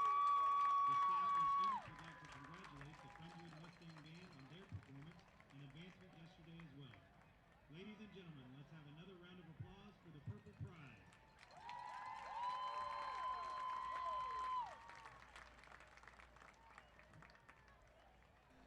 And here we are back on the broadcast, folks. Thank you for sticking with us. It's a great little halftime show by the Angleton Wildcat Band and, of course, your Friendswood Mustang Working Hard Marching Band. Thanks to those kids, all the work they put into it.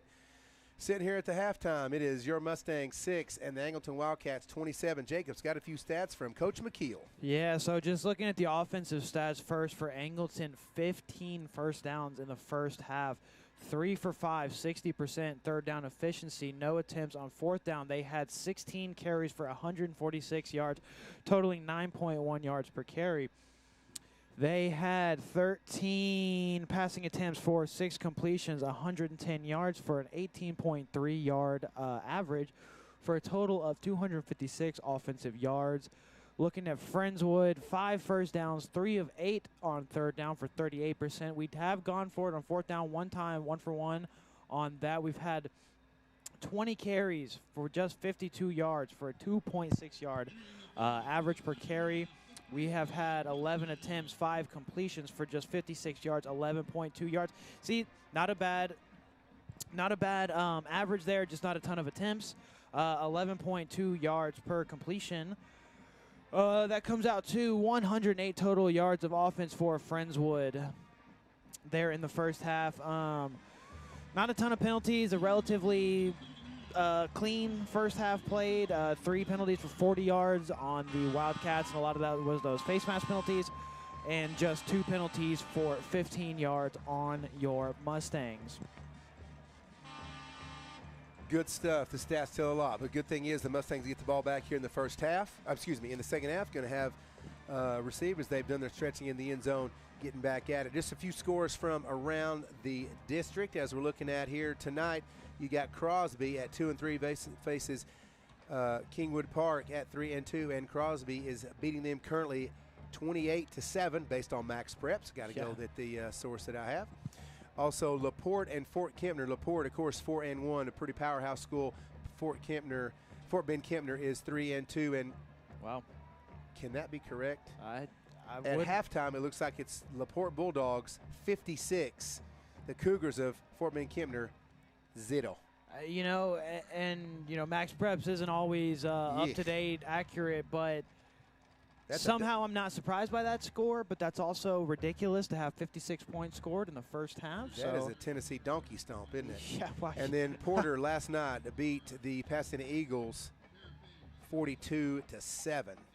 So the usual suspects seem to be kicking right through. So that's why, again, this game super important for the Mustangs as we get the ball back. Hopefully get a chance to score quick here, kind of make a little ruckus, a little move here to make Angleton change some things up, and Friendswood would be vying for the district playoffs. It just depends on how everything shakes out. Yeah, and just one thing I want to bring to everybody's attention here, Coach. So number 2 in our district is going to be Crosby with a 159 to 123 point differential. That is number 2.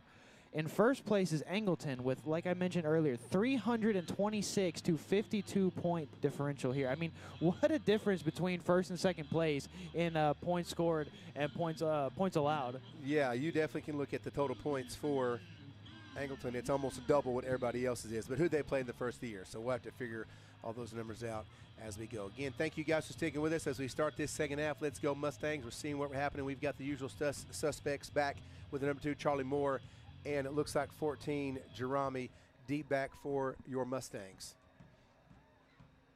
That kick is going to go back to Charlie Moore, number 2, going to take it there on the 10, get a few yards, break up to about the 20, going to get driven back a little bit, breaks a tackle or 2, keeps his feet driving. Now it's a big pile of dust and a cloudy hi-ho silver, and it's going to break down to the 25-yard line. That is a Lone Ranger.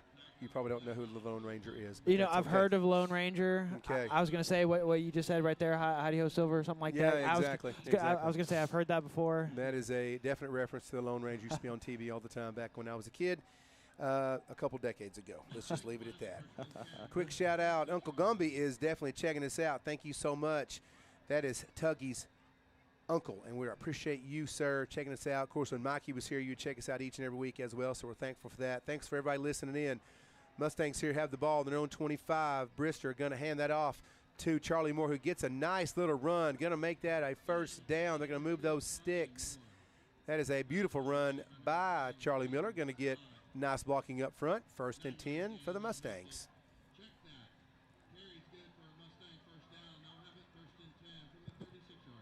I keep saying Charlie Miller. Charlie Moore, I am so sorry. Brister back, going to find a man up top, going to throw it up top, and it's caught. Oh, wow, just barely lost his control on it. That was A.J. Parker, I believe.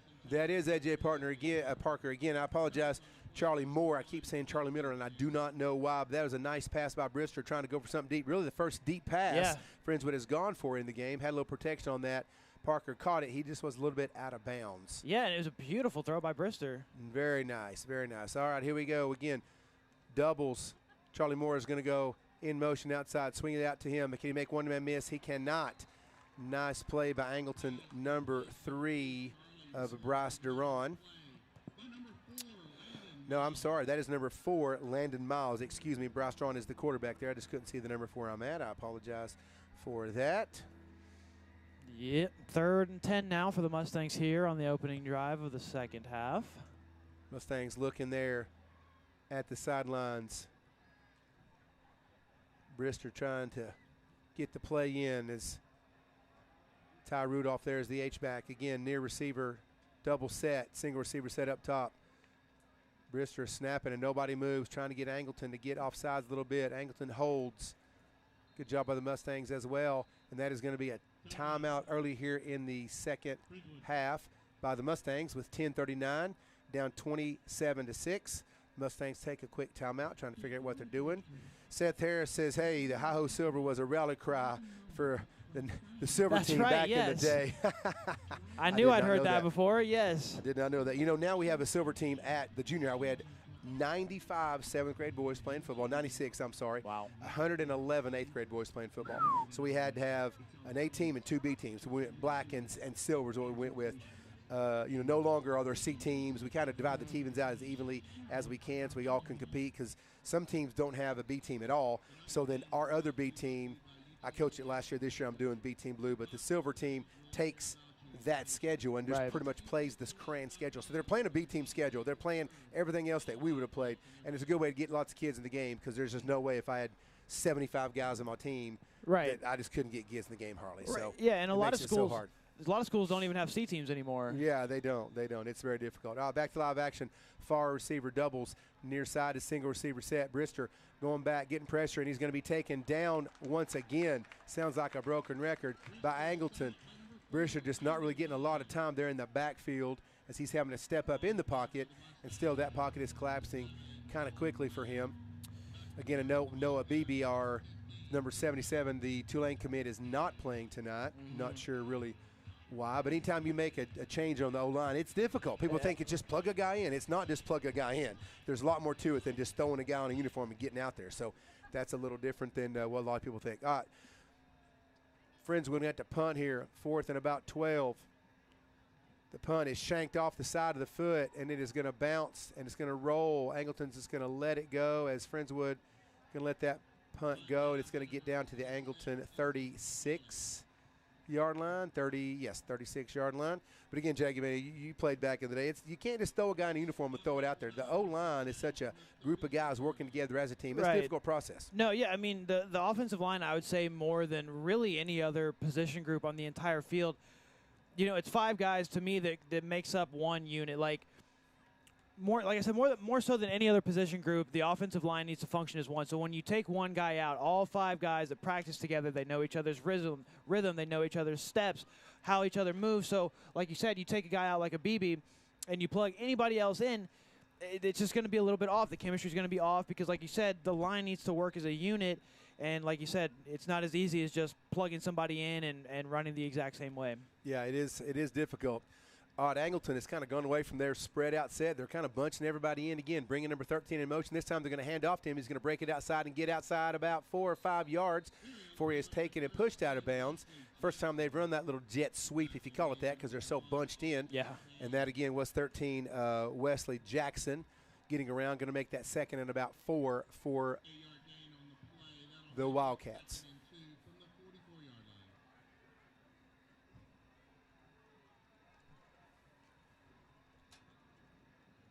Angleton now has 2 wides, single set on each side. I think it's funny how they'll squat and turn to look at the coach. It's kind of intimidating, isn't it? It is, yeah. I've been paying attention to that all game. It's kind of a neat little thing they're doing. Yeah. Clap, clap, clap by the quarterback, rolled out to his right, going to fire out there in the flats. It is low, but it is caught again by Jackson. 2 plays to him in a row. That is a first down for them. Going to get into Mustang territory on the 47-yard line. Yeah, and that's number 13. They've been using him a lot as a decoy to get number 6 Jammer open, but you know, they can get the ball to him too, and he can make plays as well. They can. Again, single receiver on each set, drawing the quarterback number 3. Looks like Nayland is the running back behind him, number 0. Double clap. They're going to fire that quickly again out to Wesley. Wesley makes the catch, and that's going to be taken out for just about a 3-yard gain, but a nice quick hitch there, getting out to the skill guy, and it's positive yards.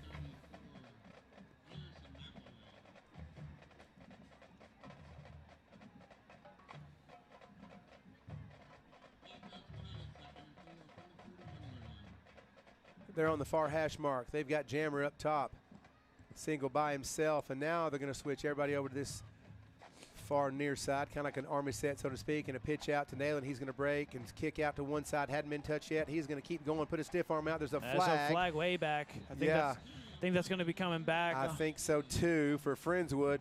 Number 5, William Petreco, kind of got up and was like, hello, who hit me from behind? Yeah. That was a nice run by Nayland, but it might be all for naught, as they're going to have to bring that back. Probably a hold on Angleton. Yeah, the placement of the flag, like way back from, yeah, they're bringing the ball back, but I couldn't see that being anything else regardless.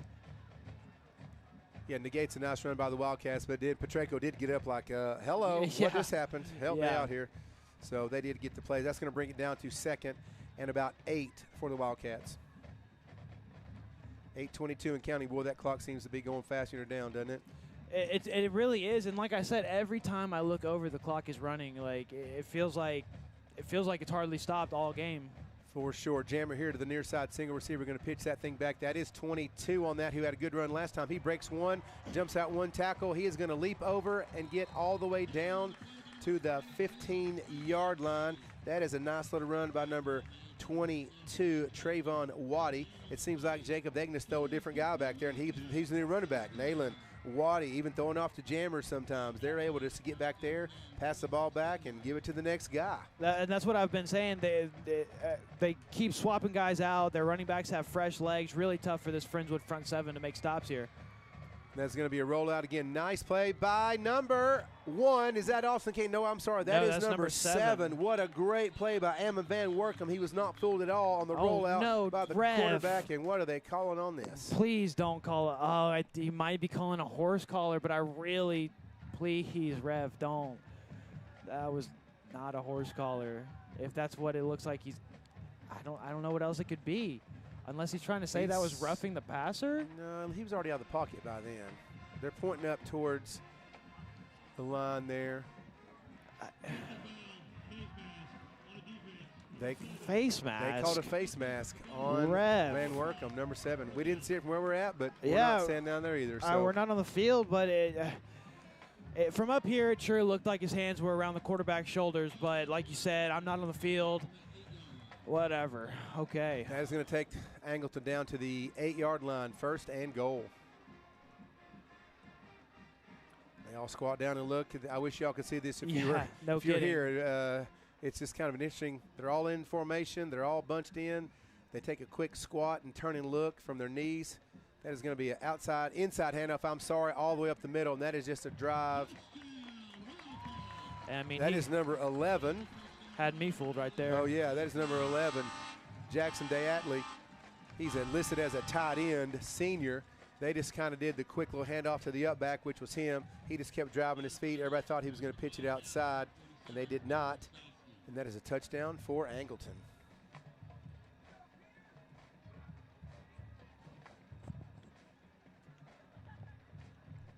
That's going to take the score with 7:05 in this third quarter. It is now 33-6 Wildcats. Extra point is pending. Up and good. And that is up and good.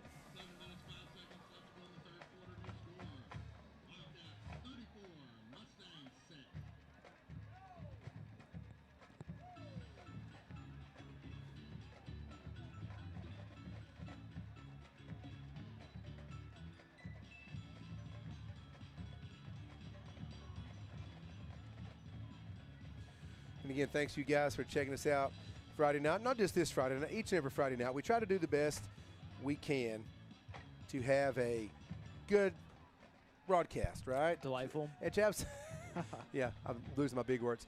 And it's fun to do. We enjoy coming out to the games. The student producers are here each and every week. A different producer, it seems like.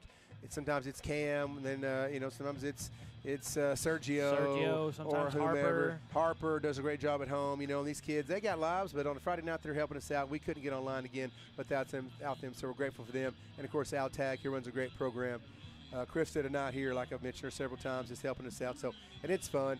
I don't enjoy getting beat by any means, but I'm here enjoying the game. I love seeing the kids play. I know a lot of the kids. I know their parents. I know how hard these guys work. Right. Try to put things together. So it's an exciting time just to be here and to be a part of it all and to call the game. So we're doing our very, very best and appreciate you guys chatting us up each and every time. So there's going to be a shorter kick, kind of a pooch kick. Oh, dropped by the Mustangs. Got to get on that. Picked up again. And we're going to break a tackle or two. Oh, his knee wasn't down. Rev. They're Oh, going to say goodness. his knee was down, taken by Trip Bateman. Again, we're not on the field, so we can't tell if his knee was down or not. But they're going to say that Bateman did touch down, which really is going to take back about 15 extra yards he would have gotten had the ref not said that. But we don't know that for sure. So it's going to be 1st and 10 for the Mustangs on their own 24-yard line. Yeah, of course. We don't know for sure. But, I mean, Bateman had about 1.5 guys to beat to potentially house that kickoff. Unfortunately, the referee rules that his knee was down about 15 yards, like you said, before he was stopped. So now we have, again, double receiver set. Brister with Bateman off to his right. Going to fake the handoff. Bateman's in for protection, help. And still, Brister gets away from when I thought he was sacked. He's rolling out. There's nowhere to go with the football. He has nowhere to go with it. You are correct, but he definitely got back to the line of scrimmage. Otherwise, he was going to lose about 10 yards. He's a slippery sucker to be so big, but nice job and rollout by number 8, Josh Brister, to take what was going to be a huge loss. Right. And bring it back. That is actually going to be, they marked him back further than I thought. It's going to be 2nd and 12, so he didn't lose. He didn't gain it all back, but that was a nice job by Brister. Again, handoff to Bateman is going to be up the gut. He is going to rush and get 4 or 5 yards back. He's actually going to get about 7 yards back. It's going to be 3rd and about 4 from the Mustang 31-yard line. Yeah, and going back to that pass play, I mean, you just can't arm tackle a big old boy like Brister. Yeah, for sure. No doubt. Looking at the sideline for the play, we've got, again, near side receiver is Jerami. No, I'm sorry, is Black. My apologies. Up top. Up top is going to be A.J. Parker. Black is going to be in the slot. And Jerome is going to be near side. I apologize for that. It's hard to tell from where I'm at. Brister calling him out. He's going to make a quick slant pass, and that is a nice catch to Black. And I love that play design right there. Kind of like a little option with the slant. It looked like if Brister wanted to, he could have handed off. And with 2 offensive linemen pulling right there, I really like the play design right there from Coach Johnson and the offense. That is going to be a 1st down for the Mustangs on the 39-yard line. 5:20 and ticking in this third quarter. Handoff outside. Bateman is swallowed up immediately. He didn't get much on that at all. As he's going to be stopped at the original line of scrimmage. It's going to be 2nd and 10. Yeah, and that's big number 2, Brendan Mack, just making plays from the defensive end position like he's been doing all night. You've said his name a couple times. Yeah, I sure have.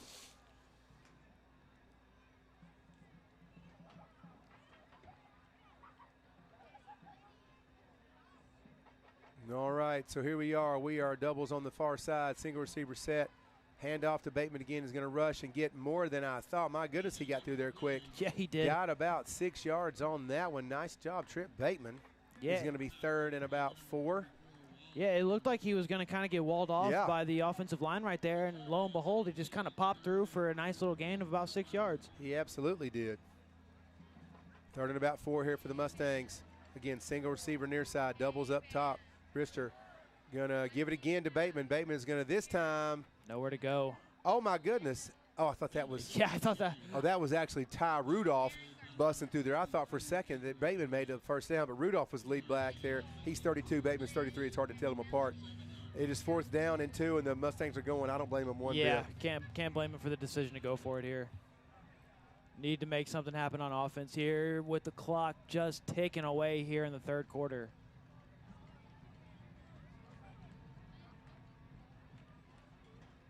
Bateman tried the little draw play. He may have gotten it. I think he's they mark just him down. short. What a hard run by Bateman, just short of the first down right there. I mean, he had 2 guys draped on his back right there. Well, let me be honest with you. I thought one of our receivers was false started anyway. So Well, that's neither here nor there. I don't get to throw that flag, so that's okay. yeah, I didn't even see that, but glad the refs kind of swept that one under the rug. Well, the Mustangs turn it over on downs here again. I don't blame them at all going for it with a 34-6 deficit here 100%. with only 3:52 in the third quarter. Mustang defense back on the field. We have one Angleton receiver on the near side. H-back man in motion again is 13. Waddy and a rollout by Duran. And what Rollout's going to throw into the flats and get it to Jammer. Jammer's going to take one move, make one guy miss. He has got tons of moves there. Sure I thought he was does. going to go over the top to 13 and give that to, I'm sorry, that's Wesley Jackson 13, not 22 Waddy, my apologies, but he actually got it to Jammer. Jammer made a few little moves, made a few guys miss. It is now going to be 2nd and 2. And did you see, for those listening at home, the Wildcats are using sort of an odd blocking scheme where they had their quarterback roll out left on a naked bootleg, and their entire offensive line shifted to the right to block, kind of fooling the Friendswood defense into flowing with the offense. Meanwhile, the quarterback was virtually unprotected on the opposite side of the field. Very observant, Jacob. Yeah, thanks. It's very nice stuff. I Thanks. like it. Thanks. Very nice. Very nice. I know when I'm calling my defense at the junior high, sometimes I get caught just looking at the ball. You know, Yeah. I get caught in, what happened? I'm like, I really don't know. I was looking at the ball. Sometimes that happens. Make sure I have to go back and look at the film and say, oh, this is what he did, And we've Yeah. had really good parents here. I got a couple parents who record the games for us and put it on Game Changer and stuff. One of my moms, Miss Garnett, shout out to her. She comes and takes pictures. If she takes one, she takes 300. It Yeah. is awesome. She's out there taking pictures. I'm giving the pictures over to our Coach Cole, Kristen Cole, who played ball for me back in the day. She works now at the junior high. She is our yearbook person. So she's getting all these great high-quality pictures from Miss Garnett. We appreciate that. Coach McKeel and I have had great support. Really, all the coaches Yeah. at the junior high have had great support from the parents, just the team, the guys playing hard. We're going to have several teams probably in the championship games coming up. So it's been a pretty good year at the junior high. So back to live action again. Bunch set here by Angleton. Only have one receiver up top. He is going to come in man in motion again. That is Jackson. That is a fake pitch by Duran, number 3. He is going to spin move, going to try to get outside, which he does. The boy's got some speed. He's going to be at the 30, the 25. He is going to be tackled by Rick Johnson down at the 20. That guy got little wheels on him, don't he? I mean, he's just speedy, just almost no time to accelerate. Looked like Duran was going to get sacked in the backfield. Instead, kind of pulls the Houdini act right there and instead picks up a first down. Yeah, nice job by Duran, the senior quarterback. He has done his part tonight, that is for sure. As again, it is a first down Angleton as the clock is under 3 minutes and rolling. Some of the Angleton faithful have decided, oh, it's the band. I guess they got a competition. They've decided it's time to go. All right, here we go. Duran's going to pitch that thing out. It is going to be run down at the 3-2-1 touchdown for number 5, Jaden Moore. And they just keep rotating their running backs. Is that the first run that we've seen from Jaden Moore tonight? And They just get on a new horse. They just switch the saddle and drive up another one. That is for sure. As the Clark family chimes in and says, yes, Mary Garnett is amazing. Yes, Clark family. Is that Beth Clark, I wonder? Is that Max Clark? Is it Cash Clark? If it is, let me know. But Clark family, you are correct. Miss Garnett is awesome. So that is going to take your score here. 2:35 point pending is 40-6. Kick is up, and it is good. That'll make it 41-7. By Wastowski. That is going to be 41-6 with 2:35 here in the third quarter. And, we actually had this week one of our jerseys ripped out the back. And I went to Miss Garnett. She's a jack of all trades. I said, hey, do you know anybody who can sew? Do you sew? She goes, I do not, but I know somebody. She gave me to Miss Logsden, who Jackson, her older son. Porter's in 7th grade now. Have him now. Jackson, her older son, played for me years ago. Jackson's already out of high school, but she took that jersey, sewed that thing up. We don't have to throw it away now, and it works like a champ. So, again, a lot of parents kicking in. It takes a village, as they say, not just to run the high school program with all the things going on with band and the people that sing and the cheerleaders and the Wranglerettes and just the constant effort and support. The junior high, same thing. We got to have parent support. They got to drive the kids there to practices and do it with the flexibility of morning and after school practice. They do a great job. We cannot do it without them. So thank you so very much, all the parents, and what you do, letting us coach your kids. Here we are, Jacob, third quarter, 2:35. Mustangs are going to get the ball back, down 6-41. Angleton's going to kick this off. Looks like they may pooch it. And they kind of do. No, they get it back there, and Charlie Moore is going to get that ball at about the 11. No, I'm sorry, that is not Charlie Moore. That is number 22 for the Mustangs. I am sorry about that. That is Jensen Hackney. Jensen Hackney, a senior wide receiver, is going to have that, take that back. Good to see him getting some reps there on the field. Mustang offense, we need something, guys. Yeah. You got to dial something up. No kidding. Whatever that is, got to give a little more protection to Brister, and we're going to have to figure out something. I know we've ran the ball decent tonight, better than we have in some of the games in the past, but run the ball doesn't get us much scoring quickly, right? We're not going to score fast, so got to get in this game here and see what we can do. Yeah. Ever since that first drive touchdown, it's been really tough sledding for this Friendswood offense. Parker's the man in motion, going to give him the jet sweep option. Got a man out blocking. It's Charlie Moore. Nice block. Parker going to get outside, break a few blocks, and get down there. Going to get about 7-8 yards. I like it. Haven't gone to the jet sweep very often, but it's something they haven't seen. Charlie Moore. Why do I keep saying Miller? I don't know. I know Charlie. Charlie came to my basketball camps. I know his mom. Good Lord, what is wrong with me? Yeah, so, I was wondering where Miller came from. I don't know. We have too many Moores, Millers. Yeah. I've been there so long. I've had too many kids. I'm sorry. They know I love them. I don't mean anything malicious by it. I just messed up on the name, so my apologies. I was going to say, I think they forgive you, Coach. I have 800 kids every single day. I can't. I get them one day a week. I can't keep track. All right, Friendswood back in live action. Doubles up top, single receiver set, hand off Charlie Moore. Look, I can face mask right there, but they didn't call it. Yeah, okay, hey, thank you. Hey, here we go. A little laundry on the field. Thank you, ref. All right, a little late, but. Hey, later laundry is better than no laundry. I was going to say, because Unless I'm doing my laundry, then that's no fun. Yeah, but I mean, all the way up here in the booth, we both saw instantly the face mask right there. So. And there's also a flag on the far side. So face mask going to hold. We'll take the one that gives us the most yards, which in this case would be the face mask personal foul. Right. Well, now we're having a little ref conference. Let's see what we got. Face mask. Yes, sir. We'll take that. Automatic first down. Thank you, sir. Yeah, you can get a kid hurt. I know Friendswood's had a couple of those, and it's never malicious. They don't mean to do it. It's just one of those things, get those hands caught up in it.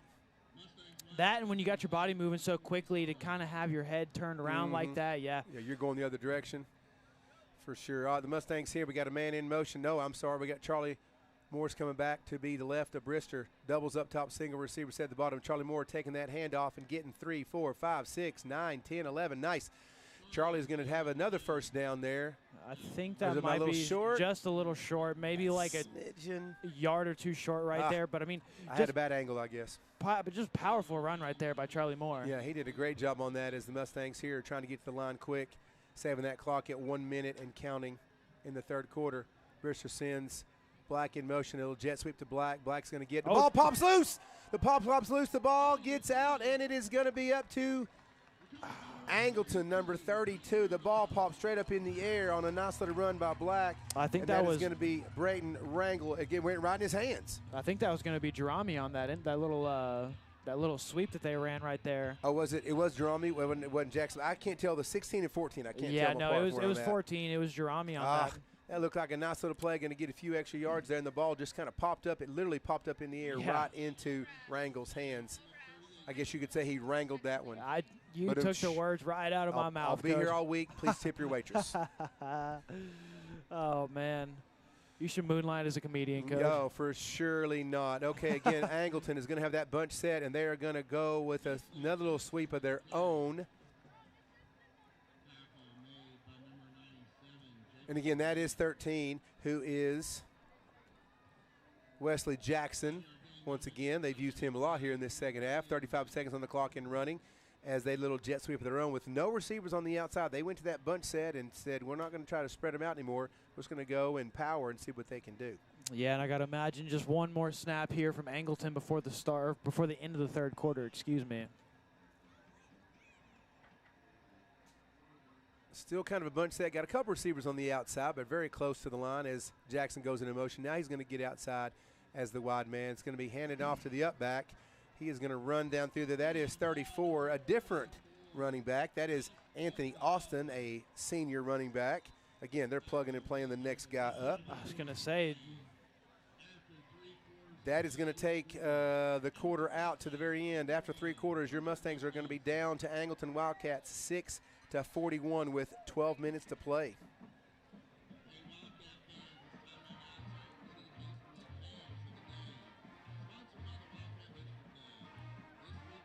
Again, thank all you guys for sticking with us here as you're listening, whatever you're doing on a Friday night. If you're not here, we feel you. We feel your hearts. We want you to keep on cheering on these Mustangs and all the hard work these guys, these coaches, the school, everybody puts in to these Friday nights. It is a lot of work. I know for the boys coming up from 7th grade on, they put their hearts and souls into it. And, you know, it's kind of hard sometimes. You play football so much or whatever sport it is, and then you end up not doing it anymore. It's a transition, and they're trying to figure out what the next thing is going to be. I've been watching this show. It's called Special Forces. I don't know if you've seen it. No. It's called The World's Toughest Test, and they have these call them celebrities, like Cam Newton and Golden Tate. These guys are actually going out and putting in military operations, and sometimes they fail. One of them was in a gas house that was all gassed up, and some of those guys just took off running. One of the things that Golden Tate keeps saying is he played football so long, he won the Super Bowl, blah, blah, blah, 13 years of pro football. Doesn't know what to do with his life. I'm 35 years old. Yeah, he's like, what do I do now? Right. What do I do now? He's got a wife and kids, so he's doing something, trying to figure out what the next phase is. He's played football since he's like 5 years old. So 95% of his life, that's all he's ever done. So he's figuring out, what am I doing next? So it's interesting to see how these guys transition. You know, Cam Newton's on there, and there's Shawn Johnson and her husband and different people. It's a pretty interesting show. I don't have any stake in the game, so I'm not trying to publicize it, but it's a pretty neat show. They put him through these tactical military situations. They've got 2 or 3 seasons. So anyway, I digress. Moving on. Back to live action. Mangleton again is going with that bunch set. A pitch out to the running back. He is going to get outside, and he's barely even touched as he's going to now run, make another tackle. Another guy miss. Molina comes in there for the final shot. Again, that is White Needham going down. Going to get about 30 yards. Going to take it down inside Angleton. I'm sorry, to the Mustang 31-yard line. Yeah, and this pitch that Angleton's been running all night, they just wall off part of the Friendswood defense, which allowed Nayland to run, like you said, about 20, 25 yards without even being touched on that play right there. You can't blame him for just running the ball just because it just runs the clock. Yeah, absolutely. They just want to keep the clock running. It resets on the first down. They set the ball, and they start it. Again, bunch set, one receiver up top. Nayland is the man in the back. A new quarterback is in the game, number 19. I'll get his name in a second. He hands it off again to Nayland. He gets about 3 yards. That is number 19 in the game, Damian Simpson, a senior quarterback. They keep plugging in these seniors, don't they? Yeah, like we've been talking about with the running backs. I believe that's the 4th or 5th different player we've seen take a carry. That's now the 2nd quarterback. So, yeah, I mean, just a well-oiled machine. You can remove one piece from this Angleton offense, plug in another, and it seems like they move just as efficiently as they did before. For sure. Jaden Moore there, the running back, single set, bunch set again. We used to call that Army. When everybody was in, you just would go Army right or Army left. Get all the blockers there. Moore, the single back, is going to be pitched back to him. Again, they went Army right, and this time he is not full, but he breaks a tackle from Emma Van Workum, and then the Mustangs converge. Nice job, Mr. Van Workum, as he gets back there, number 7, and doesn't let that play develop. Slows it down. Doesn't make the tackle, but he slows it down. Lots of blue caps in there. I tell my kids all the time, I need lots of caps on the ball. Don't assume one guy's going to make the play. Caps on the ball. Great job by the Mustang defense there, holding theirs. Now it's going to be 3rd and about 9 for Angleton. Yeah, Coach Crocker used to preach that back in the day. Hats to the ball, hats to the ball, hats to the ball, and that's exactly what we saw from the Friendswood Mustang. I think I got that from Jamie, to be honest with you. I probably stole it from him one day. I was going to say, sounds about right. He knows more about the defense than I do, so I probably stole it from Coach Crocker. So shout out Coach Crocker if you're listening, buddy. Good to hear from you. I love running into you at Home Depot. We always have good conversations, and I love to see your sweet girl, Claire, in the hallways. I always say hi to her. Oh, timeout here on the field is going to be timeout by, is that Angleton? It looks like Angleton, yeah. Angleton, no. Oh, It is it's by not. the Mustangs. Mustangs now have one timeout left with 9:35 here in the game. Angleton has 2 timeouts left. Mustangs wanted to talk about something, but Yeah, I guess got to get their defense right here. Big stop needed right here to give the offense another chance to put points on the board. So, got to imagine Coach Johnston wanted to go over the play, make sure everybody on the defense is on the same page to get a stop right here. yeah, Griff's down there making sure the assignments, I'm sure, where they want them to be. And Coach Davis here, the DB coach, he has taught us a few things for the junior high guys to do, and I really like that. It's some things we're throwing into play he's had us do, and it's helped us out as far as our DBs and free safeties are concerned, so I appreciate the input from those guys. All right, here we go. Again, 3rd and about 9. Man in motion. They're going to go. Oh, they're faking the handoff to Moore. The quarterback is rolling out. He's about to get smoked, and he did. Nice play. Molina down there, and for a second I thought if he didn't step up a little bit, Molina might have knocked him to next Tuesday. He stepped up to smidgen.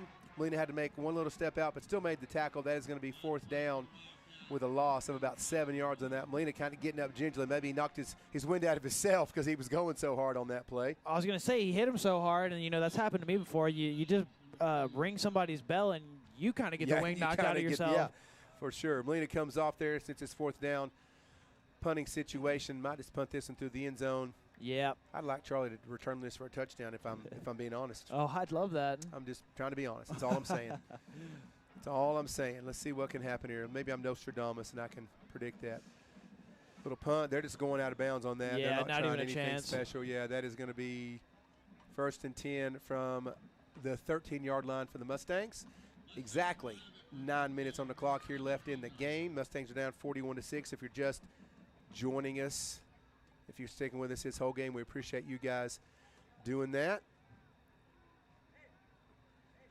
Appreciate everybody checking us out each and every Friday. And, of course, we will be back next week as well. There's a fall break, but we are – Where are we playing next week, Coach? my goodness, I had it, and it just escaped me. We in Pasadena next Friday because we only have school Monday, Tuesday. And then Well, let me take PSAT is on Wednesday. Let me take and a then fall gander. break Thursday, Friday. Yeah, you look as we get to live action. Brister hands off to Bateman. Bateman's going to get outside, get about 3 yards there as he carries it. Tough out for number 33. Nice run by Bateman as he gets outside. Where are we next week? Yeah, so next week we will be at Henry Winston against Pasadena, like Against you said, Pasadena. Coach. Okay, hey, I get to do a home game finally. Hey, finally. I know, it's been crazy. Since the first game. Oh, my gosh. We had that long September road trip. We were on the road every single solitary game. Our Brister back to pass, and he is swallowed up again. He just hadn't had any time to let anything fly, as it looks like he was going to try to go deep down to Jerami, Yeah, Jerami didn't do the normal stick route. He actually did a deep route. Got to get Jerami back. I know they want to get to the line quick and do something, but Jerami has to run back down. Got A.J. Parker on the near side. Jerami was on the top side. Brister just didn't have time there as he was trying to let that thing fly. 8 minutes and counting. Boy, this quarter's going fast. Yeah, it is. Yeah, Brister looked like he was ready to load up and just launch it right there, but like you said, just not enough time to get the pass off. Trips on the far side, near side single receiver set. Bateman off to Brister's right. Hand it off to Bateman. He's going to cut back inside.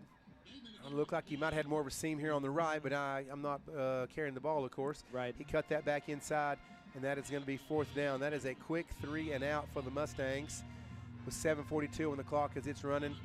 Yeah, and I mean, Friendswood's gone for a couple 4th downs earlier in the game, and you want to try to do anything you can to put points on the board, but back this deep in enemy territory, you got to punt right here.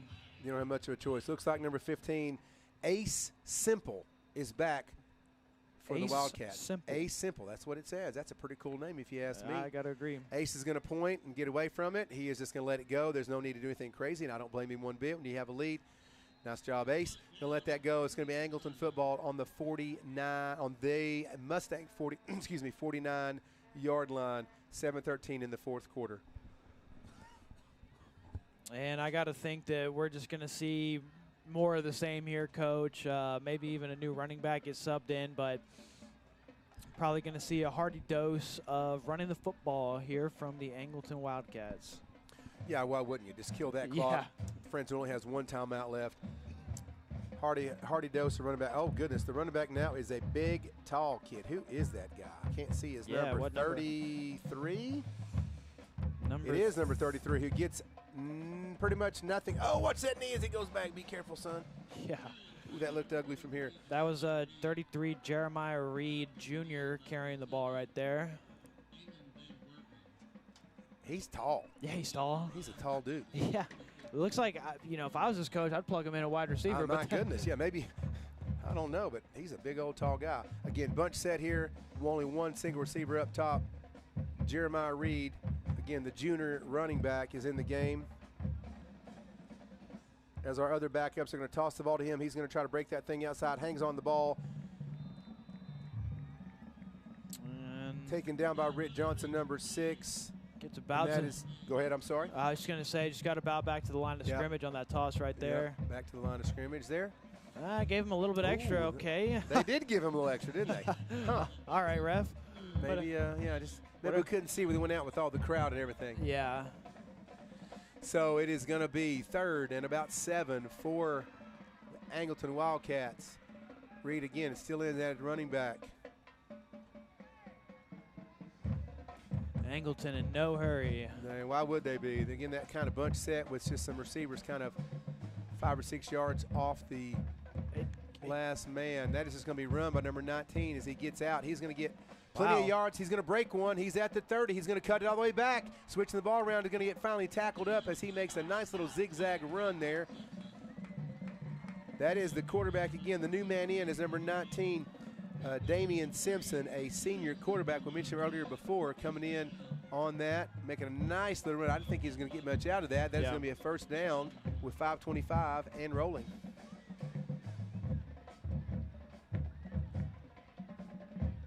I'm saying, getting a little groovy over here, They Coach. are getting groovy. The Angleton band is getting down.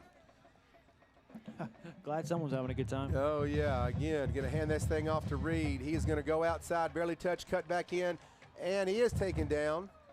Yeah, it was a good tackle there to save the touchdown by number 17, Brody Watkins. Yeah, that it was a nice tackle. I thought he was going to break that one for a second, but that is going to give them.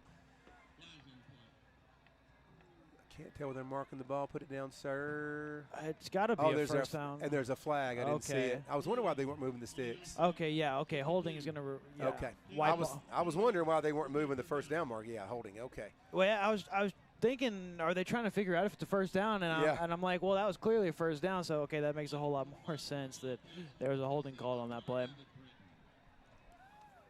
All right, on the 28-yard line, backing them up. It is going to be, again, first down and about 9 for the Wildcats. 4:50 on the clock. Your friends with Mustangs are down 6-41.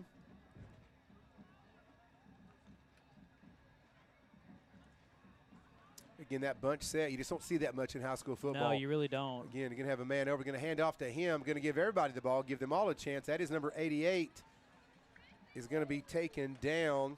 Number 88 has a nice little run there by Jake Britton, and a little junior wide receiver. And that play was made by number 49, Alan Ford, for the Mustangs.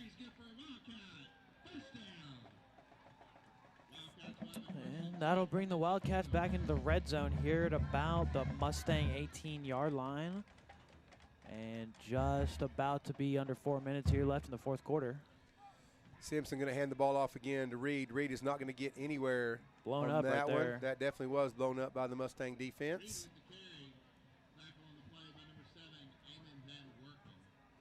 And that was Mr. Van Workum there on the tackle. And, boy, this fourth quarter, I wish I'd have timed it from the time it started because it has jetted by 3:30 and counting. Yeah. It has flown by. I mean, this whole game really has, Coach. It's only 9:15 right now, and we are 3 minutes away from ending this game right here. You know, usually we're looking about, 10-15, at the end of the fourth quarter. They're helping us out with the long drive home, I guess. Yeah, they are. No kidding. Again, hand off by Reed. Reed's going to break through one tackle, an ankle tackle, going to get through another one. And, again, Alan Ford is going to be in on that as he is going to make the play. And we got a couple Mustangs down. So there's going to be an injury timeout.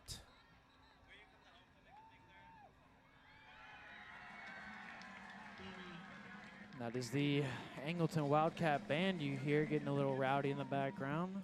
Looks like they're having a pretty good time. Getting band crazy, aren't they? Yeah, it is. You know, and I just don't think the band kids ever get the credit. I've talked about Friendswood. I'm sure Angleton's the same. They work. They'll come. They'll go to a half the time of the game. They'll leave. They'll go home and sleep. They'll come back to the school. They'll leave at 2 a.m., drive to San Antonio, do a performance. And the parents are loading the van, loading the big rig, loading all that stuff, coming back, got back to school Monday.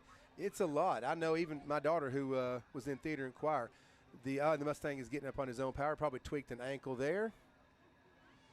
But yeah, Branham, good to see Branham up. But then they go and they're gone. They come down here to Angleton for their choir performances, for state, for all those things, their region they're trying to practice for. And then when musical starts, they're practicing after school till 8, 9:30, 4 nights a week. Saturdays, 8 to 3. I've been up there working on sets. It is a ton going on. So it's just all the things high school kids are involved in these days. It's amazing. They keep their grades up, and I guess that may be the dangling carrot, so to speak, to keep those grades up. Yeah. But it's just amazing.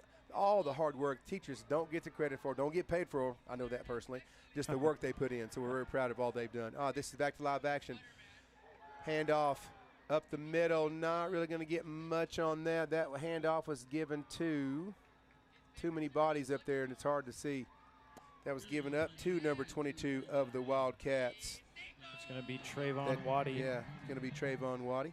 Yeah, but to piggyback off what you were saying, Coach, yeah, I mean, you know, I put in long days in practice of football, hot days, unpleasant days. Yeah. Nobody works harder than the band. I mean, They do. They work their tail off. They would be right out there with us. We'd be on the turf, and they'd be in the parking lot Yeah. doing their drills and all kinds of stuff. So, yeah, I have tons of respect for the band and all the hard work that they put in.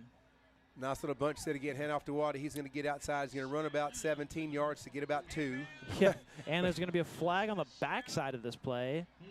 It looked like there was. What did he say? It's going to be a holding on the Wildcats, so that'll negate the first down run that they just picked up right there, and will instead make it about 4th and, let's see, they're still moving the stick back. 4th and about, still moving. 4th and about 12 or a short 13 from about the 23, and it looks like they're bringing their field goal unit on the field for the first time here tonight. Peter Wasowski is going to go out and try to make this field goal.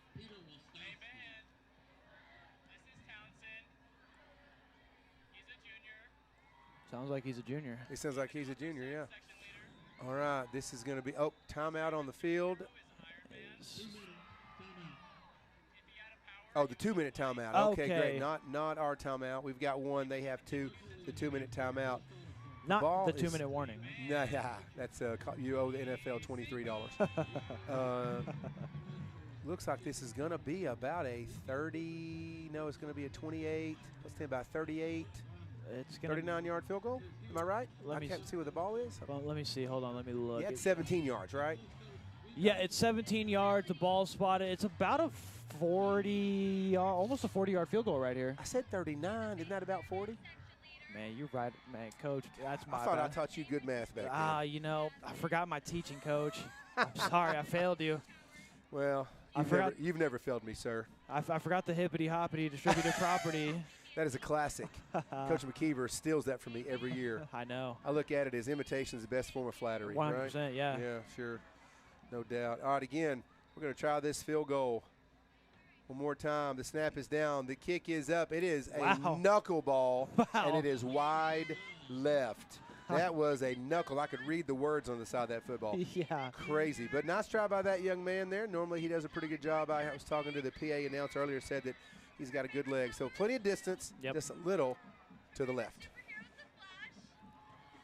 The band's introducing everybody. We're going to turn that down just a smidgen there. Yeah, I was going to say. Introducing all that. I could introduce Krista here and give her all her favorite things to do, but we won't do that. I don't want to embarrass her here on the broadcast. Yeah, no, not on her first broadcast. Yeah, she's done a great job of getting us on. I don't want her mad at us next week when we're home. Mustang here, 1st and 10 on their own 21-yard line. And Good doubles receiver. A.J. Parker is a man in motion, sliding up. Hand off. I can't tell who that is. Is that Charlie Moore? I'm looking. I believe that is going to – wait a minute. No, that was number 21. That's going to be Dax Berry. That is Dax Berry in the game. Sorry about that. I saw the 2, but I couldn't see the 1. No, I made the same mistake you did, Coach. And Again, we have single receivers on top and bottom. I'm assuming Mustangs are just to run this out. yeah, you know, Don't get minute. anyone else hurt here. We're not going to come back in the last minute and a half and win this game. So Yeah, just try to use the clock, use the play clock. It's to 10, and it's a 116. Friends, we could run one more play here. Oh, they are. Oh, what in the world was that? They were going to throw that. They throw that to Maddox Joy.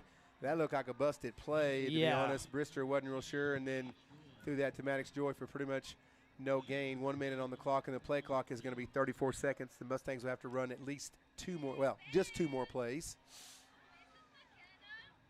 So yep, this- just 2 more yeah, plays. this third down and then fourth.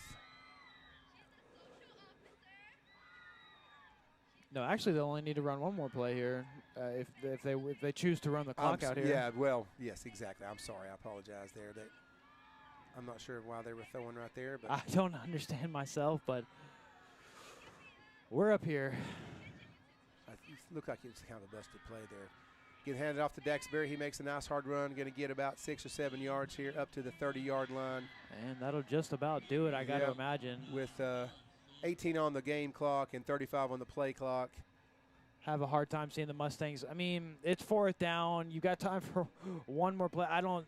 They're lining up like they're going to snap it. There's 6 seconds left, 5 seconds left. And No, they they're going to walk decided off. not Yep. to. Yep. And that is going to be it as the clock is going to strike all zeros. Your Mustangs lose tonight to the Wildcats of Angleton 41-6. Pretty good start to the game. Had some good field position. Some things just didn't go our way. And then Angleton, just a talented team. That's the reason why they're 5-0. So puts in perspective what we have to do now. Now it's going to be on us Right. to win the next 2 or 3 district games. Yep. I kind of like it being on us, though. It puts us, the onus is on us, the pressure's on us, the decisions are on us. We got to take care of our own business. We can get and lock in that 4th seed. We'll see what happens as we move on past it. All right, folks, thanks for joining in each and every week. Again, thanks for joining us tonight. Big thanks to Jacob getting us out here, taking all the color stuff and getting the stats. Thank you to Krista for getting us on. Appreciate Altag letting us have these students helping us on each and every week. I'm, of course, Josh Fritz. Appreciate you guys listening in. We will see you next week at the friendly confines of Henry Winston Stadium, where your Mustangs will take on Pasadena. You guys have a great weekend and a great Friday night. Later.